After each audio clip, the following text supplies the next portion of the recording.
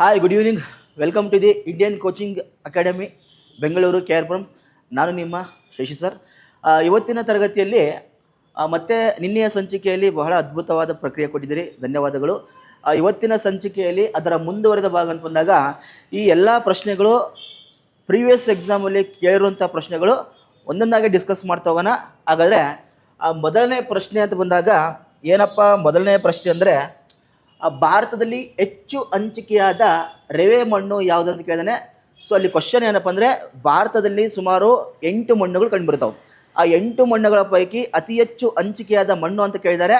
ಆ ರೇವೆ ಮಣ್ಣು ಅಂತ ಬಂದಾಗ ಇಲ್ಲಿ ಯಾವ ಮಣ್ಣನ್ನು ನಾವು ರೇವೆ ಮಣ್ಣು ಅಂತ ಕರಿತೀವಿ ಅಂದರೆ, ಆಪ್ಷನ್ಸ್ ಕೊಟ್ಟಿದ್ದಾರೆ. ಕಪ್ಪು ಮಣ್ಣು, ಮೆಕ್ಕಲು ಮಣ್ಣು, ಕೆಂಪು ಮಣ್ಣು, ಜಂಬಿಟ್ಟಿಗೆ ಮಣ್ಣು ಅಂತ ಕೊಟ್ಟರೆ. ಸೊ ಇದಕ್ಕೆ ಸರಿಯಾದ ಉತ್ತರ ಅಂತ ಬಂದಾಗ ಮೆಕ್ಕಲು ಮಣ್ಣು ಅಂತ ನೋಡ್ತಾ ಬರ್ತೀವಿ. ಹಾಗಾದರೆ ಭಾರತ ದೇಶದಲ್ಲಿ ಮಣ್ಣುಗಳು ಅಂತ ಬಂದಾಗ ನಾವು ಇಲ್ಲಿ ಒಂದು ಸಂಸ್ಥೆ ಬರುತ್ತೆ, ICAR ಅಂತ ಕರಿತೀವಿ. ICAR ಅಂತ ಬಂದಾಗ ಇಂಡಿಯನ್ ಕೌನ್ಸಿಲ್ ಅಗ್ರಿಕಲ್ಚರ್ ರಿಸರ್ಚ್. ಈ ಒಂದು ಸಂಸ್ಥೆ ದೆಹಲಿಯಲ್ಲಿ ಕಂಡುಬರುತ್ತೆ. 1929ರಲ್ಲಿ ಈ ಒಂದು ಸಂಸ್ಥೆ ಸ್ಥಾಪನೆಯಾಗಿದ್ದು, ಈ ಒಂದು ಸಂಸ್ಥೆಯ ಪ್ರಕಾರ ಭಾರತ ದೇಶದಲ್ಲಿ ಒಟ್ಟು ಮಣ್ಣುಗಳನ್ನು 8 ವಿಧವಾಗಿ ವಿಂಗಡಣೆ ಮಾಡ್ತಾರೆ. ಕಪ್ಪು ಮಣ್ಣು, ಮೆಕ್ಕಲು ಮಣ್ಣು, ಕೆಂಪು ಮಣ್ಣು, ಜಂಬಿಡಿಕೆ ಮಣ್ಣು, ಮರುಭೂಮಿ ಮಣ್ಣು, ಪರ್ವತ ಮಣ್ಣು, ಜೌಗು ಮಣ್ಣು ಮತ್ತು ತೆರಾಯಿ ಮಣ್ಣು ಅಂತ ಸುಮಾರು 8 ವಿಧದಲ್ಲಿ ವಿಂಗಡಣೆ ಮಾಡ್ತಾರೆ. ಹಾಗಾದರೆ ಇಲ್ಲಿ ಸರಿಯಾದ ಉತ್ತರ ಅಂತ ಬಂದಾಗ ನಾವು ಭಾರತದಲ್ಲಿ ಅತಿ ಹೆಚ್ಚು ನೋಡ್ರಿ 8 ಮಣ್ಣುಗಳ ಪೈಕಿ ಅತಿ ಹೆಚ್ಚು ಕಂಡುಬರುವ ಮಣ್ಣು ಅಂತ ಬಂದಾಗ ಯಾವ ಮಣ್ಣು ಅಂದರೆ ಅಪ್ರಾಕ್ಸಿಮೇಟ್ಲಿ ಮೆಕ್ಕಲು ಮಣ್ಣು ಕಂಡುಬರುತ್ತೆ. ಸುಮಾರು 46.6% ಹಿಡಿದು ಸುಮಾರು 47% ಹಂಚಿಕೆಯಾದ ಮಣ್ಣು ಮೆಕ್ಕಲು ಮಣ್ಣು. ಹಾಗಾದರೆ ಇಲ್ಲಿ ಯಾವ ಮಣ್ಣನ್ನು ರೇಗೋರ್ ಮಣ್ಣು ಅಂತ ಕರೀತಾರೆ ಅಂದರೆ, ಕಪ್ಪು ಮಣ್ಣನ್ನು ರೇಗೋರ್ ಅಂತ ಕರೀತಾರೆ. ನೆನ್ಪಿಟ್ಕೊಳ್ರಿ, ರೇಗೋರ್. ನೋಡ್ರಿ, ಮೆಕ್ಕಲು ಮಣ್ಣನ್ನು ರೆವೆ ಮಣ್ಣು ಅಂತ ಕರೀತಾರೆ, ಮೆಕ್ಕಲು ಮಣ್ಣನ್ನು ರೆವೆ ಮಣ್ಣು ಅಂತ ಕರೀತಾರೆ, ಕಪ್ಪು ಮಣ್ಣನ್ನು ರೇಗೋರ್ ಅಂತ ಕರೀತಾರೆ. ಹಾಗಾದರೆ ಕಪ್ಪು ಮಣ್ಣಿಗಿರುವ ಬೇರೆ ಬೇರೆ ಹೆಸರು ಅಂತ ಬಂದಾಗ ಬಸಾಲ್ಟ್ ಶಿಲೆಯ ಶೀತಲೀಕರಣದಿಂದ ನಿರ್ಮಾಣವಾದ ಮಣ್ಣು ಅಂತ ಕರಿಬಹುದು. ಆಮೇಲೆ ಜ್ವಾಲಾಮುಖಿ ಕಾರ್ಯಾಚರಣೆಯಿಂದ ನಿರ್ಮಾಣವಾದ ಮಣ್ಣು ಅಂತ ಕರಿಬಹುದು. ಆಮೇಲೆ ಅತಿ ಹೆಚ್ಚು ನೀರಿನ ಸಂಗ್ರಹ ಸಾಮರ್ಥ್ಯವನ್ನು ಹೊಂದಿರುವ ಮಣ್ಣು ಅಂತ ಬಂದಾಗ ಅದನ್ನು ನಾವು ಕೂಡ ಕಪ್ಪು ಮಣ್ಣು ಅಂತ ಕರಿತೀವಿ. ಹಾಗಾದರೆ ಯಾಕೆ ಕಪ್ಪು ಮಣ್ಣು ಅತಿ ಹೆಚ್ಚು ನೀರಿನ ಸಂಗ್ರಹ ಸಾಮರ್ಥ್ಯವನ್ನು ಹೊಂದಿರುತ್ತಂದರೆ, ಈ ಮಣ್ಣಿನಲ್ಲಿ ಏನಪ್ಪ ಅಂದರೆ ಜೇಡಿ ಮಣ್ಣಿನ ಕಣಗಳು ಕಂಡು ಬರುತ್ತವೆ. ಜೇಡಿ ಮಣ್ಣಿನ ಕಣಗಳು ಕಂಡು ಬರೋದ್ರಿಂದ ಈ ಮಣ್ಣು ಏನಪ್ಪ ಅಂದರೆ ಅತಿ ಹೆಚ್ಚು ನೀರಿನಂಶವನ್ನು, ತೇವಾಂಶವನ್ನು ಹೊಂದಿರುವಂಥ ಸಾಮಾನ್ಯವಾದ ಮಣ್ಣಾಗಿರ್ತೈತಿ. ಯಾವುದಂತ ಬಂದಾಗ ಕಪ್ಪು ಮಣ್ಣು ಅಂತ ನೋಡ್ತೀವಿ. ಇನ್ನೊಂದು ಏನಪ್ಪ ಅಂದರೆ, ಕಪ್ಪು ಮಣ್ಣು ಕಪ್ಪಾಗಿರಲು ಕಾರಣ ಅಂತ ಬಂದಾಗ ಒಂದು ಮೆಗ್ನೀಷಿಯಂ ಅಂತ ಕರಿತೀವಿ, ಅಲ್ಯೂಮಿನಿಯಂ ಅಂತ ಕರಿತೀವಿ, ಮತ್ತೊಂದು ಟೈಟಾನಿ ಪ್ರೆಸ್ ಅಂತ ಕರಿತೀವಿ. ಮೆಗ್ನೀಷಿಯಮ್ಮು, ಅಲ್ಯೂಮಿನಿಯಮ್ಮು, ಟೈಟಾನಿ ಪ್ರೆಸ್ ನೆನ್ಪಿಟ್ಕೊಂಡ್ರೆ ಮ್ಯಾಟ್ ಅಂತ. ಮೆಗ್ನೀಷಿಯಮ್ಮು, ಅಲ್ಯೂಮಿನಿಯಮ್ಮು, ಟೈಟಾನಿ ಪ್ರೆಸ್ ಮತ್ತು ವಿಶೇಷವಾಗಿ ಸ್ವಲ್ಪ ಪ್ರಮಾಣದಲ್ಲಿ ಕಬ್ಬಿಣ ಕಂಡುಬರುತ್ತೆ. ಈ ಎಲ್ಲ ಅಂಶಗಳು ಕಂಡುಬರುವುದರಿಂದ ಕಪ್ಪು ಮಣ್ಣು ಕಪ್ಪಾಗಿರುತ್ತದೆ ಅಂತ ನೋಡ್ತಾ ಬರ್ತೀವಿ. ಹಾಗಾದರೆ ಈ ಡೆಕ್ಕನ್ ಪ್ರಸ್ಥಭೂಮಿ ಅಂತ ನೋಡ್ತೀವಲ್ಲ ಭಾರತದ ದಕ್ಷಿಣ ಭಾಗದಲ್ಲಿ. ಸೊ ಭಾರತದ ದಕ್ಷಿಣ ಭಾಗ ಅಂತ ನಾವು ಅಬ್ಸರ್ವ್ ಮಾಡಿದಾಗ ಈ ದಕ್ಷಿಣ ಭಾಗದಲ್ಲಿ ವಿಶೇಷವಾಗಿ ನಾವು ಡೆಕ್ಕನ್ ಪ್ರಸ್ಥಭೂಮಿ ಅಂತ ನೋಡ್ತೀವಿ. ಡೆಕ್ಕನ್ ಪ್ರಸ್ಥಭೂಮಿ ಪ್ರಾಚೀನ ಕಾಲದಲ್ಲಿ ನಿರ್ಮಾಣವಾದ ಜ್ವಾಲಾಮುಖಿ ಕಾರ್ಯಾಚರಣೆಯಿಂದ ನಿರ್ಮಾಣವಾದ ಪ್ರಸ್ಥಭೂಮಿ ಅಂತ ಕರಿತೀವಲ್ಲ, ಈ ಪ್ರಸ್ಥಭೂಮಿಯಲ್ಲೂ ಕೂಡ ಯಥೇಚ್ಛವಾಗಿ ನಾವು ಕಪ್ಪು ಮಣ್ಣನ್ನು ನೋಡ್ಬೋದು. ಹಾಗಾದರೆ ಭಾರತದಲ್ಲಿ ಅತಿ ಹೆಚ್ಚು ಕಪ್ಪು ಮಣ್ಣನ್ನು ಹೊಂದಿರುವಂಥ ರಾಜ್ಯ ಅಂತ ಬಂದಾಗ ಮಹಾರಾಷ್ಟ್ರ ಅಂತ ಕರಿತೀವಿ. ಮೆಕ್ಕಲು ಮಣ್ಣು ಅಂತ ಬಂದಾಗ ಉತ್ತರ ಪ್ರದೇಶ ಅಂತ ಕರಿತೀವಿ. ಇನ್ನು ಕೆಂಪು ಮಣ್ಣು ಅಂತ ಬಂದಾಗ ತಮಿಳುನಾಡು ಅಂತ ಕರಿತಾ ಬರ್ತೀವಿ. ಜಂಬಿಟಿಗೆ ಮಣ್ಣು ಅಂತ ಬಂದಾಗ ಭಾರತದ ಈಶಾನ್ಯ ಭಾಗದಲ್ಲಿ ಕಂಡುಬರುವಂತಹ ಮೇಘಾಲಯ ರಾಜ್ಯದಲ್ಲಿ ಅತಿ ಹೆಚ್ಚು ಕಂಡುಬರುತ್ತೆ. ಯಾಕಂದರೆ ಇಲ್ಲಿ ಜಂಬಿಟಿಗೆ ಮಣ್ಣು ಅಂತ ಬಂದಾಗ ಸುಮಾರು 250 ಸೆಂಟಿಮೀಟರ್ಗಿಂತ ಮಳೆ ಬೀಳುವಂಥ ಪ್ರದೇಶದಲ್ಲಿ ಅಧಿಕವಾಗಿ ಸಮೃದ್ಧವಾಗಿ ನಿರ್ಮಾಣವಾಗುವಂಥ ಮಣ್ಣನ್ನು ಜಂಬಿಟಿಗೆ ಮಣ್ಣು ಅಂತ ಕರಿತೀವಿ. ಆದರೆ ಈಶಾನ್ಯ ಭಾಗದಲ್ಲಿ ಅಥವಾ ಅತಿ ಹೆಚ್ಚು ಮಳೆ ಪಡೆಯುವಂಥ ಮೇಘಾಲಯ ರಾಜ್ಯದಲ್ಲಿ ಕಂಡುಬರುವ ಮಣ್ಣು ಯಾವುದು ಬಂದರೆ ಜಂಬಿಟಿಗೆ ಮಣ್ಣು ಅಂತ ಕರಿತೀವಿ. ಹಾಗಾದರೆ ಈ ಮಣ್ಣುಗಳ ಪೈಕಿ ಯಾವ ಮಣ್ಣು ಮನೆಗಳನ್ನು ಮತ್ತು ಕಟ್ಟಡಗಳನ್ನು ಕಟ್ಟಲು ಬಳಕೆ ಮಾಡ್ತಾರೆ ಅಂದರೆ, ನೆನ್ಪಿಟ್ಕೊಳ್ರಿ, ಜಂಬಿಟಿಗೆ ಮಣ್ಣನ್ನು ಮನೆ ಮತ್ತು ಕಟ್ಟಡವನ್ನು ಕಟ್ಟಲು ಬಳಕೆ ಮಾಡ್ತಾರೆ. ಸರ್ ಹೆಂಗೆ ಅಂತ ಕೇಳಿದಾಗ ಬಹಳ ಸಿಂಪಲ್ಲು. ಈ ಒಂದು ಜಂಬಿಟ್ಟಿಗೆ ಮಣ್ಣಿಗೆ ಸುಮಾರು 3700 ಕೆ ಮೀನ್ಸ್ ಕೆಲ್ವಿನ್ ತಾಪಮಾನ ಅಂತ ಕರಿತೀವಿ. 3700 ಕೆ ತಾಪಮಾನದಲ್ಲಿ ಮಣ್ಣನ್ನು ಸುಟ್ಟು ಇಟ್ಟಿಗೆಯನ್ನಾಗಿ ಮಾಡಿ ಮನೆ ಮತ್ತು ಕಟ್ಟಡವನ್ನು ಕಟ್ಟಲು ಬಳಕೆ ಮಾಡುವಂಥ ಮಣ್ಣು ಅಂತ ಬಂದಾಗ ಜಂಬಿಟ್ಟಿಗೆ ಮಣ್ಣು ಅಂತ ಕರಿತೀವಿ. ಇನ್ನು ಕೆಂಪು ಮಣ್ಣಿನ ವಿಶೇಷತೆ ಅಂತ ಬಂದಾಗ ಈ ಕೆಂಪು ಮಣ್ಣು ಕಡಿಮೆ ನೀರು ಸಂಗ್ರಹ ಸಾಮರ್ಥ್ಯವನ್ನು ಹೊಂದಿರುತ್ತದೆ. ಕಡಿಮೆ ನೀರು ಸಂಗ್ರಹ ಸಾಮರ್ಥ್ಯ ಯಾಕೆ ಅಂದರೆ ಕೆಂಪು ಮಣ್ಣಿನಲ್ಲಿ ಮರಳು ಮಿಶ್ರಿತ ಕಣಗಳು ಕಂಡು ಬರ್ತವೆ. ಆ ಮರಳು ಮಿಶ್ರಿತ ಕಣಗಳಲ್ಲಿ ಚಿಕ್ಕ ಚಿಕ್ಕ ರಂಧ್ರ ಕಂಡು ಬರೋದ್ರಿಂದ ಅತಿ ಕಡಿಮೆ ನೀರಿನ ಸಂಗ್ರಹ ಸಾಮರ್ಥ್ಯವನ್ನು ಹೊಂದಿರುವ ಮಣ್ಣು ಅಂತ ಬಂದಾಗ ನೆನಪಿಟ್ಕೊಳ್ರಿ, ನಾವು ಕೆಂಪು ಮಣ್ಣು ಅಂತ ಕರಿತೀವಿ. ಹಾಗಾದರೆ ಮತ್ತೇನಪ್ಪ ಇಂಪಾರ್ಟೆಂಟ್ ಅಂತ ಬಂದಾಗ ಭಾರತವನ್ನು ಪರಿಗಣಿಸಿದಾಗ ಯಥೇಚ್ಛವಾಗಿ ಕಂಡುಬರೋ ಮಣ್ಣು ಮೆಕ್ಕಲು ಮಣ್ಣು. ಅದರಗೂ ಯಾವ ಭಾಗ ಅಂದರೆ ವಿಶೇಷವಾಗಿ ನಾವು ಉತ್ತರ ಮೈದಾನ ಪ್ರದೇಶ ನೋಡ್ತೀವಲ್ಲ, ಉತ್ತರ ಮೈದಾನ ಪ್ರದೇಶದಲ್ಲಿ ವರ್ಷ ಪೂರ್ತಿ ನದಿಗಳು ತುಂಬಿರ್ತಾವೆ. ದಕ್ಷಿಣ ಮೈದಾನ ಪ್ರದೇಶದಲ್ಲಿ ಮಳೆಗಾಲದಲ್ಲಿ ಮಾತ್ರ ಸಮೃದ್ಧವಾಗಿ ನದಿ ಹರಿತವೆ. ಬಟ್ ಉತ್ತರ ಮೈದಾನ ಪ್ರದೇಶದಲ್ಲಿ ಮಳೆಗಾಲದಲ್ಲಿ ಮಳೆ ಬರುತ್ತೆ. ಬೇಸಿಗೆಯ ಸಂದರ್ಭದಲ್ಲಿ ಇಲ್ಲಿರುವಂಥ ಹಿಮಾಲಯ ಪರ್ವತಗಳ ಮೇಲೆ ಸೂರ್ಯನ ಕಿರಣಗಳು ಬಿದ್ದು ಆ ಹಿಮದ ಗಡ್ಡೆಗಳು ಕರಗಿ ನದಿಗಳ ಮೂಲಕ ನೀರಾಗಿ ಹರಿಯೋದರಿಂದ ಉತ್ತರ ಮೈದಾನ ಪ್ರದೇಶದಲ್ಲಿ ವರ್ಷ ಪೂರ್ತಿ ನದಿಗಳು ಕಂಡುಬರ್ತಾವೆ. ಸೊ ವರ್ಷ ಪೂರ್ತಿ ನದಿಗಳು ತುಂಬಿ ಹರಿಯೋದರಿಂದ ನದಿಗಳ ಸಂಚಯನ ಕಾರ್ಯಾಚರಣೆಯಿಂದ ನಿರ್ಮಾಣವಾದ ಮಣ್ಣು ಅಂತ ಕೇಳ್ತಾನೆ, ಅಥವಾ ಸಿಂಧೂ ನಾಗರಿಕತೆಯ ಮಣ್ಣು ಅಂತ ಕೇಳ್ತಾನೆ, ನಾಗರಿಕತೆಯ ಮಣ್ಣು ಅಂತ ಕೇಳ್ತಾನೆ, ಫಲವತ್ತತೆಯ ಮಣ್ಣು ಅಂತ ಕೇಳ್ತಾನೆ, ರೇವೆ ಮಣ್ಣು ಅಂತ ಕೇಳ್ತಾನೆ. ಎಲ್ಲ ಮಣ್ಣುಗಳಿಗೂ ಒಂದೇ ಹೆಸರು ಯಾವುದಪ್ಪ ಅಂದರೆ ಮೆಕ್ಕಲು ಮಣ್ಣು. ಈ ಉತ್ತರ ಮೈದಾನ ಪ್ರದೇಶದಲ್ಲಿ ಮೆಕ್ಕಲು ಮಣ್ಣು ಹೆಚ್ಚಾಗಿ ಕಂಡು ಬರುತ್ತೆ. ಈ ಮೆಕ್ಕಲು ಮಣ್ಣು ಕಂಡು ಬರುವ ವಲಯದಿಂದ ಉತ್ತರ ಮೈದಾನ ಪ್ರದೇಶವನ್ನು ನಾವು ಭಾರತದ ಹೃದಯ ಭಾಗ ಅಂತ ಕರಿತೀವಿ. ಯಾಕೆ ಸರ್ ಇದನ್ನು ನಾವು ಭಾರತದ ಹೃದಯ ಭಾಗ ಅಂತ ಕರಿತೀವಿ ಅಂದರೆ, ಸೊ ಭಾರತದ ಹೃದಯ ಭಾಗ ಅಂತ ಯಾಕೆ ಕರೀತಾರೆ ಅಂದರೆ, ನೆನ್ಬಿಡ್ಕೊಳ್ರಿ, ಭಾರತ ದೇಶದಲ್ಲಿ ಸುಮಾರು 100%ಗೆ ಕಂಪೇರ್ ಮಾಡಿದರೆ 58ರಿಂದ 60% ಜನರು ಅವಲಂಬಿತವಾಗಿರುವ ಉದ್ಯೋಗ ಅಂತ ಬಂದಾಗ ನಾವು ಅಗ್ರಿಕಲ್ಚರ್ ಅಂತ ನೋಡ್ತೀವಿ. ಅಂತ ಅಗ್ರಿಕಲ್ಚರ್ಗೆ ಕಾಂಟ್ರಿಬ್ಯೂಷನ್ ಅನ್ನು ಕೊಡ್ತಿರುವಂಥ ಮೈದಾನ ಪ್ರದೇಶ ಅಂದರೆ ಉತ್ತರ ಮೈದಾನ ಪ್ರದೇಶ. ಅಗ್ರಿಕಲ್ಚರ್ಗೆ ಕಾಂಟ್ರಿಬ್ಯೂಷನ್ ಕೊಟ್ಟರೆ ಭಾರತ ದೇಶ ಆಟೋಮೆಟಿಕ್ ಆಗಿ ಎಕನಾಮಿಕ್ ಕಂಡೀಷನಲ್ಲಿ ಉತ್ತಮ ಸ್ಥಾನವನ್ನು ಪಡೆಯುವ ಮೂಲಕ ಉತ್ತರ ಮೈದಾನ ಪ್ರದೇಶವನ್ನು ಭಾರತದ ಹೃದಯ ಭಾಗ ಎಂದು ಕರೀತಾರೆ. ನೆನಪಿಟ್ಕೊಳ್ರಿ. ಸೊ ಈ ಒಂದು ಪ್ರಶ್ನೆಗೆ ಇಲ್ಲಿ ಸರಿಯಾದ ಉತ್ತರ ಅಂತ ಬಂದಾಗ ಭಾರತ ದೇಶದಲ್ಲಿ ಅತಿ ಹೆಚ್ಚು ಹಂಚಿಕೆಯಾದ ಮಣ್ಣು ಅಂತ ಕೇಳಿದಾಗ ರೇವೆ ಮಣ್ಣು ಅಂತ ಕರಿತೀವಿ. ರೇವೆ ಮಣ್ಣಿಗೆ ಮತ್ತೊಂದು ಹೆಸರು ಏನಪ್ಪ ಅಂದರೆ ಮೆಕ್ಕಲು ಮಣ್ಣು ಅಂತ ಕರಿತೀವಿ. ಹಾಗಾದರೆ ಇಲ್ಲಿ ಸರಿಯಾದ ಉತ್ತರ ಅಂತ ಬಂದಾಗ ಮೆಕ್ಕಲು ಮಣ್ಣು ಅಂತ ಕರಿತಾ ಬರ್ತೀವಿ. ಹಾಗಾದರೆ ಮುಂದಿನ ಪ್ರಶ್ನೆಗೆ ಹೋಗೋಣ. ಸೊ ಮುಂದಿನ ಪ್ರಶ್ನೆ ಏನಪ್ಪ ಅಂದರೆ ನೋಡ್ರಿ, ಇಲ್ಲಿ ಆ್ಯಕ್ಚುಲಿ ಮುಂದಿನ ಪ್ರಶ್ನೆ ಅಂತ ಬಂದಾಗ ಏನು ಕೇಳಿದನಪ್ಪ ಅಂದರೆ ಕೆಳಗಿನ ಯಾವ ಕಾಫಿಗೆ GI ಟ್ಯಾಗ್ ನೀಡಲಾಗಿದೆ? ಆ್ಯಕ್ಚುಲಿ ಅರೇಬಿಕಾ ಕೊಟ್ಟಿದ್ದಾರೆ, ರೋಬಸ್ಟಾ ಕೊಟ್ಟಿದ್ದಾರೆ, ಲೈಬೇರಿಕಾ ಕೊಟ್ಟಿದ್ದಾರೆ, ಯಾವುದು ಅಲ್ಲ ಅಂತ ಕೊಟ್ಟಿದ್ದಾರೆ. ಹಾಗಾದರೆ ಇಲ್ಲಿ ಸರಿಯಾದ ಉತ್ತರ ಅಂತ ಬಂದಾಗ ನಮ್ಮ ಕರ್ನಾಟಕವನ್ನು ನಾವು ಪರಿಗಣಿಸಿದಾಗ ಆ್ಯಕ್ಚುಲಿ ಅರೇಬಿಕಾ ಕಾಫಿಗೂ GI ಟ್ಯಾಗ್ ಕೊಟ್ಟಿದ್ದಾರೆ, ರೋಬಸ್ಟಾ ಕಾಫಿಗೂ ಕೂಡ GI ಟ್ಯಾಗ್ ಕೊಟ್ಟಿದ್ದಾರೆ. ಇಲ್ಲಿ ಸರಿಯಾದ ಉತ್ತರ ಅಂದಾಗ ಎರಡೂ ಆಗ್ತವೆ. ಕ್ವಶನ್ ಸ್ವಲ್ಪ ಇರಲಿ, ಅರೇಬಿಕಾ ಮತ್ತು ರೋಬಸ್ಟಾ ಕಾಫಿ ಎರಡಕ್ಕೂ ಕೂಡ GI ಟ್ಯಾಗ್ ಕೊಟ್ಟಿದ್ದಾರೆ. ಹಾಗಾದರೆ ಕಾಫಿ ಅಂತ ಬಂದಾಗ ನೆನ್ಪಿಡ್ಕೊಳ್ರಿ, ನಮ್ಮ ಕರ್ನಾಟಕ ಅಂತ ಬಂದಾಗ ವಿಶೇಷವಾಗಿ ನಾವು ಕರ್ನಾಟಕದಲ್ಲಿ ಸುಮಾರು ಕಾಫಿಯ ನಾಡು ಅಂತ ಬಂದಾಗ ಐತಿಹಾಸಿಕವಾಗಿ ನಾವು ಕಾಫಿ ನಾಡು, ಕಾಫಿ ಜಿಲ್ಲೆ ಅಂತ ಬಂದರೆ ಯಾವುದನ್ನು ಕರಿತೀವಪ್ಪ ಅಂದರೆ ಚಿಕ್ಕಮಗಳೂರು ಜಿಲ್ಲೆಯನ್ನು ಕರಿತೀವಿ. ಇದೆಲ್ಲರಿಗೂ ಗೊತ್ತಿರ್ತದೆ. ಹಾಗಾದರೆ ಚಿಕ್ಕಮಗಳೂರಿನಲ್ಲಿ ಕಾಫಿ ಬೀಜಗಳು ಬಿತ್ತನೆ ಮಾಡುವ ಮೂಲ ಏನಪ್ಪ ಅಂದರೆ 1670ರಲ್ಲಿ ಆಫ್ರಿಕಾ ಖಂಡದ ಇಥಿಯೋಪಿಯಾ ದೇಶ ಅಂತ ಬರುತ್ತೆ. ಇಥಿಯೋಪಿಯಾ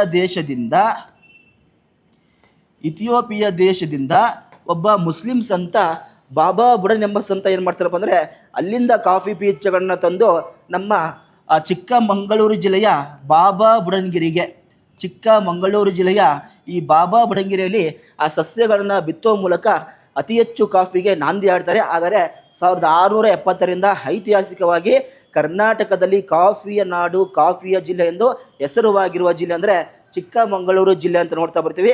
ಆದರೆ ವಿಶೇಷವಾಗಿ ಇಲ್ಲಿ ಕಾಫಿ ಅಂತ ಬಂದಾಗ ಕಾಫಿಯ ವೈಜ್ಞಾನಿಕ ಹೆಸರು ಯಾವುದಂತ ಕೇಳ್ತಾರೆ? ಕಾಫಿಯ ವೈಜ್ಞಾನಿಕ ಹೆಸರು ಅಂತ ಬಂದಾಗ ಕಾಫಿ ಅಂತ ಕರಿತೀವಿ. ಕಾಫಿಯಲ್ಲಿರುವ ರಾಸಾಯನಿಕ ಪದಾರ್ಥ ಅಂತ ಬಂದಾಗ ಅಥವಾ ಕಾಫಿಯಲ್ಲಿರುವ ವಿಶೇಷವಾದ ಅಂಶ ಯಾವುದಂತ ಕೇಳಿದಾಗ ಕೆಫೀನ್ ಅಂತ ಕರಿತಾ ಬರ್ತಾರೆ. ಹಾಗಾದರೆ ಕಾಫಿಯ ವೈಜ್ಞಾನಿಕ ಹೆಸರು ಕಾಫಿಯೇ. ಕಾಫಿಯಲ್ಲಿರುವ ರಾಸಾಯನಿಕ ಪದಾರ್ಥ ಅಥವಾ ವಿಶೇಷವಾದ ಅಂಶ ಅಂತ ಬಂದಾಗ ಕೆಫೀನ್ ಅಂತ ಕರಿತಾ ಬರ್ತೀವಿ. ಹಾಗಾದರೆ ಪ್ರಸ್ತುತ ನಮ್ಮ ಕರ್ನಾಟಕದಲ್ಲಿ GI ಟ್ಯಾಗ್ ಪಡೆದ ಕಾಫಿ ಅಂತ ಬಂದಾಗ ಕೊಡಗು ಜಿಲ್ಲೆಯ ಅರೇಬಿಕಾ ಕಾಫಿ GI ಟ್ಯಾಗ್ ಪಡೆದೈತಿ ಮತ್ತು ರೋಬಸ್ಟನ್ನು ಕೂಡ GI ಟ್ಯಾಗ್ ಪಡೆದೈತಿ. ಆದರೆ ಪ್ರಸ್ತುತ ಕರ್ನಾಟಕದಲ್ಲಿ ಕಾಫಿ ಉತ್ಪಾದನೆಯಲ್ಲಿ ಮೊದಲ ಸ್ಥಾನ ಅಂತ ಬಂದಾಗ ನಾವು ಕೊಡಗು ಜಿಲ್ಲೆಯನ್ನು ನೋಡ್ಬೇಕಾಗತಿ. ಬಹಳ ಇಂಪಾರ್ಟೆಂಟು. ಎಲ್ಲರೂ ಕಾಫಿ ಅಂದ ಕೂಡಲೇ ಚಿಕ್ಕಮಗಳೂರು ಹಾಕ್ತೀರಾ, ನಿಜ. ಐತಿಹಾಸಿಕವಾಗಿ ಚಿಕ್ಕಮಗಳೂರು ಕಾಫಿ ಜಿಲ್ಲೆ, ಆದರೆ ಪ್ರಸ್ತುತ ಕಾಫಿಯ ಉತ್ಪಾದನೆಯಲ್ಲಿ ಮೊದಲ ಸ್ಥಾನದಲ್ಲಿರುವಂಥ ಜಿಲ್ಲೆ ಅಂದರೆ ಕೊಡಗು ಜಿಲ್ಲೆಯನ್ನು ನೋಡ್ತೀವಿ. ಕೊಡಗು ಜಿಲ್ಲೆಯಲ್ಲೂ ಕೂಡ ಅರೇಬಿಕನ್ನು ಕಂಡುಬರುತ್ತೆ, ರೋಬಸ್ಟನ್ನು ಕಂಡುಬರುತ್ತೆ.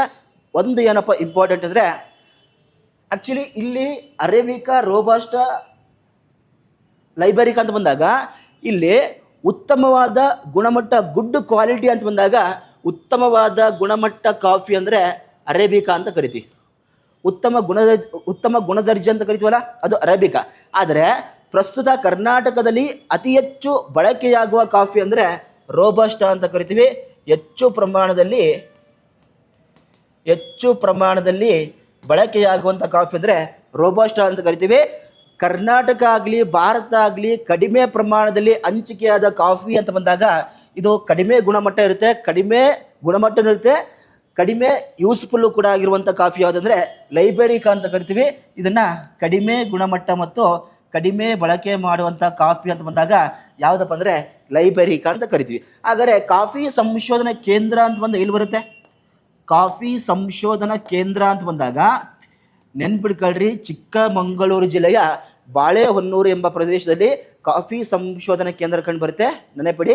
ಆದರೆ ಪ್ರಸ್ತುತ ನಮ್ಮ ಕರ್ನಾಟಕದಲ್ಲಿ ಕಾಫಿಯನ್ನು ಅತಿ ಹೆಚ್ಚು ರಫ್ತು ಮಾಡುವ ಬಂದರು ಯಾವುದಪ್ಪ ಅಂದರೆ ನವಮಂಗಳೂರು ಬಂದರು ಅಂತ ಕರಿತೀವಿ. ಈ ನವಮಂಗಳೂರು ಬಂದರು ಎಲ್ಲಿ ಕಂಡು ಬರುತ್ತದಪ್ಪ ಅಂದರೆ ಈ ದಕ್ಷಿಣ ಕನ್ನಡದ ಮಂಗಳೂರಿನಲ್ಲಿ ಕಂಡುಬರುವಂಥ ಬಂದರು ನವಮಂಗಳೂರು ಬಂದರು. ಈ ಬಂದರನ್ನು ಕರ್ನಾಟಕ ಮತ್ತು ಭಾರತದ ಕಾಫಿಯ ಬಂದರು ಅಂತ ಕರೀತಾರೆ. ಅತಿ ಹೆಚ್ಚು ಕಾಫಿಯನ್ನು ರಫ್ತು ಮಾಡುವಂಥ ಬಂದರು ಅಂತ ಬಂದಾಗ ಭಾರತ ದೇಶದಲ್ಲಿ ನವಮಂಗಳೂರು ಬಂದರು. ಈ ಬಂದರನ್ನು ಭಾರತ ಮತ್ತು ಕರ್ನಾಟಕದ ಕಾಫಿಯ ಬಂದರು ಎಂದು ಕರೆಯುತ್ತಾರೆ. ಹಾಗಾದರೆ ಈ ನವಮಂಗಳೂರು ಬಂದರು ಯಾವ ನದಿಯ ದಂಡೆ ಮೇಲೆ ಕಂಡು ಬರುತ್ತೆ ಅಂದರೆ, ನದಿಯ ದಂಡೆ ಅಂತ ಬಂದಾಗ ನೆನ್ಪಿಡ್ಕೊಳ್ರಿ, ಬಹಳ ಜನ ನೇತ್ರಾವತಿ ಆಗ್ತೀರಾ. ನೇತ್ರಾವತಿ ನದಿಯ ಉಪನದಿ ಬರುತ್ತೆ. ನೇತ್ರಾವತಿ ನದಿಯ ಉಪನದಿ ಗುರುಪುರ ಅಂತ ಕರಿತೀವಿ. ಗುರುಪುರ ಇದು ಏನಪ್ಪ ಅಂದರೆ ನೇತ್ರಾವತಿಯ ಉಪನದಿಯಾಗಿದೆ. ಈ ಒಂದು ನದಿಯ ದಂಡೆ ಮೇಲೆ ಏನಪ್ಪ ಅಂದರೆ ಕಂಡು ಬರುವಂಥ ಬಂದರು ಅಂದರೆ ನವಮಂಗಳೂರು ಬಂದರು. ಅದನ್ನು ಕರ್ನಾಟಕದ ಹೆಬ್ಬಾಗಿಲು ಅಂತ ಕರೀತಾರೆ, ಕರ್ನಾಟಕದ ದೊಡ್ಡ ಬಂದರು ಅಂತ ಕರೀತಾರೆ.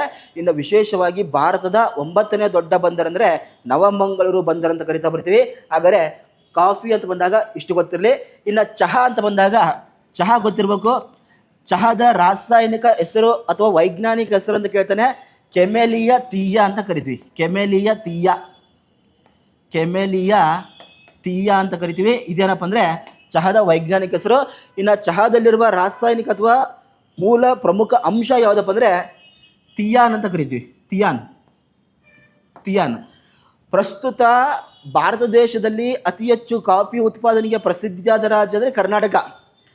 ಭಾರತದಲ್ಲಿ ಚಹಾ ಉತ್ಪಾದನೆಗೆ ಪ್ರಸಿದ್ಧಿಯಾದ ರಾಜ್ಯ ಯಾವುದಪ್ಪ ಅಂದರೆ ಅಸ್ಸಾಂ ಅಂತ ಕರಿತಾ ಬರ್ತೀವಿ. ನೆನ್ಪಿಡ್ಕೊಳ್ರಿ. ಹಾಗಾದರೆ ಇಲ್ಲಿ ಭಾರತದ ಕಾಫಿಯ ಬಂದರು ಅಂದರೆ ನವಮಂಗಳೂರು ಆಗ್ತೀವಿ. ಚಹಾದ ಬಂದರು ಅಂತ ಬಂದಾಗ ಪಶ್ಚಿಮ ಬಂಗಾಳದ ವೆಸ್ಟ್ ಬೆಂಗಾಲ್ನ ಕಲ್ಕತ್ತಾ ಬಂದರನ್ನು ಏನಪ್ಪ ಅಂದರೆ ಭಾರತದ ಚಹಾದ ಬಂದರು ಅಂತ ಕರೀತಾರೆ. ಚಹಾದ ಬಂದರು ಎಂದು ಕರೀತಾರೆ. ಇನ್ನು ಅಸ್ಸಾಮಲ್ಲಿ ಏನಪ್ಪ ಅಂದರೆ ಒಂದು ಸುರ್ಮಾ ಕಣಿವೆ ಅಂತ ಬರುತ್ತೆ. ಸುರ್ಮಾ ಕಣಿವೆ, ಈ ಅಸ್ಸಾಮಲ್ಲಿ ಕಂಡುಬರುವಂಥ ಸುರ್ಮಾ ಕಣಿವೆ ಏನಕ್ಕೆ ಫೇಮಸ್ ಅಂದರೆ ಚಹಾ ಉತ್ಪಾದನೆ ಬೆಳೆಗೆ ಫೇಮಸ್ ಆಗಿರ್ತದೆ, ನೆನ್ಪಿಡ್ಕೊಳ್ರಿ. ಇನ್ನೊಂದು ಏನಪ್ಪ ಅಂದರೆ ಇಲ್ಲಿ ಆಂಧ್ರ ಪ್ರದೇಶದಲ್ಲಿ ಒಂದು ಅರಕು ವ್ಯಾಲಿ ಅಂತ ಬರ್ತದೆ. ಅರಕು ವ್ಯಾಲಿ, ಆಂಧ್ರ ಪ್ರದೇಶದ ಅರಕು ವ್ಯಾಲಿ ಪ್ರದೇಶದಲ್ಲಿ ಏನಪ್ಪ ಅಂದರೆ ಇಲ್ಲಿ ಅತಿ ಹೆಚ್ಚಾಗಿ ಕಾಫಿ ಬೆಳೆಗೆ ಪ್ರಸಿದ್ಧಿಯಾಗಿದೆ. ಆಂಧ್ರ ಪ್ರದೇಶದ ಅರಕು ವ್ಯಾಲಿ, ಅಸ್ಸಾಂನ ಸುರ್ಮಾ ಕಣಿವೆ ಅಂದರೆ ಚಹಾಕ್ಕೆ ಪ್ರಸಿದ್ಧಿ.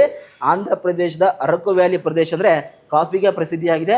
ಹಾಗಾದರೆ ಕಲ್ಕತ್ತಾ ಬಂದರನ್ನು ಭಾರತದ ಚಹಾದ ಬಂದರು ಅಂತ ಕರೀತಾರೆ.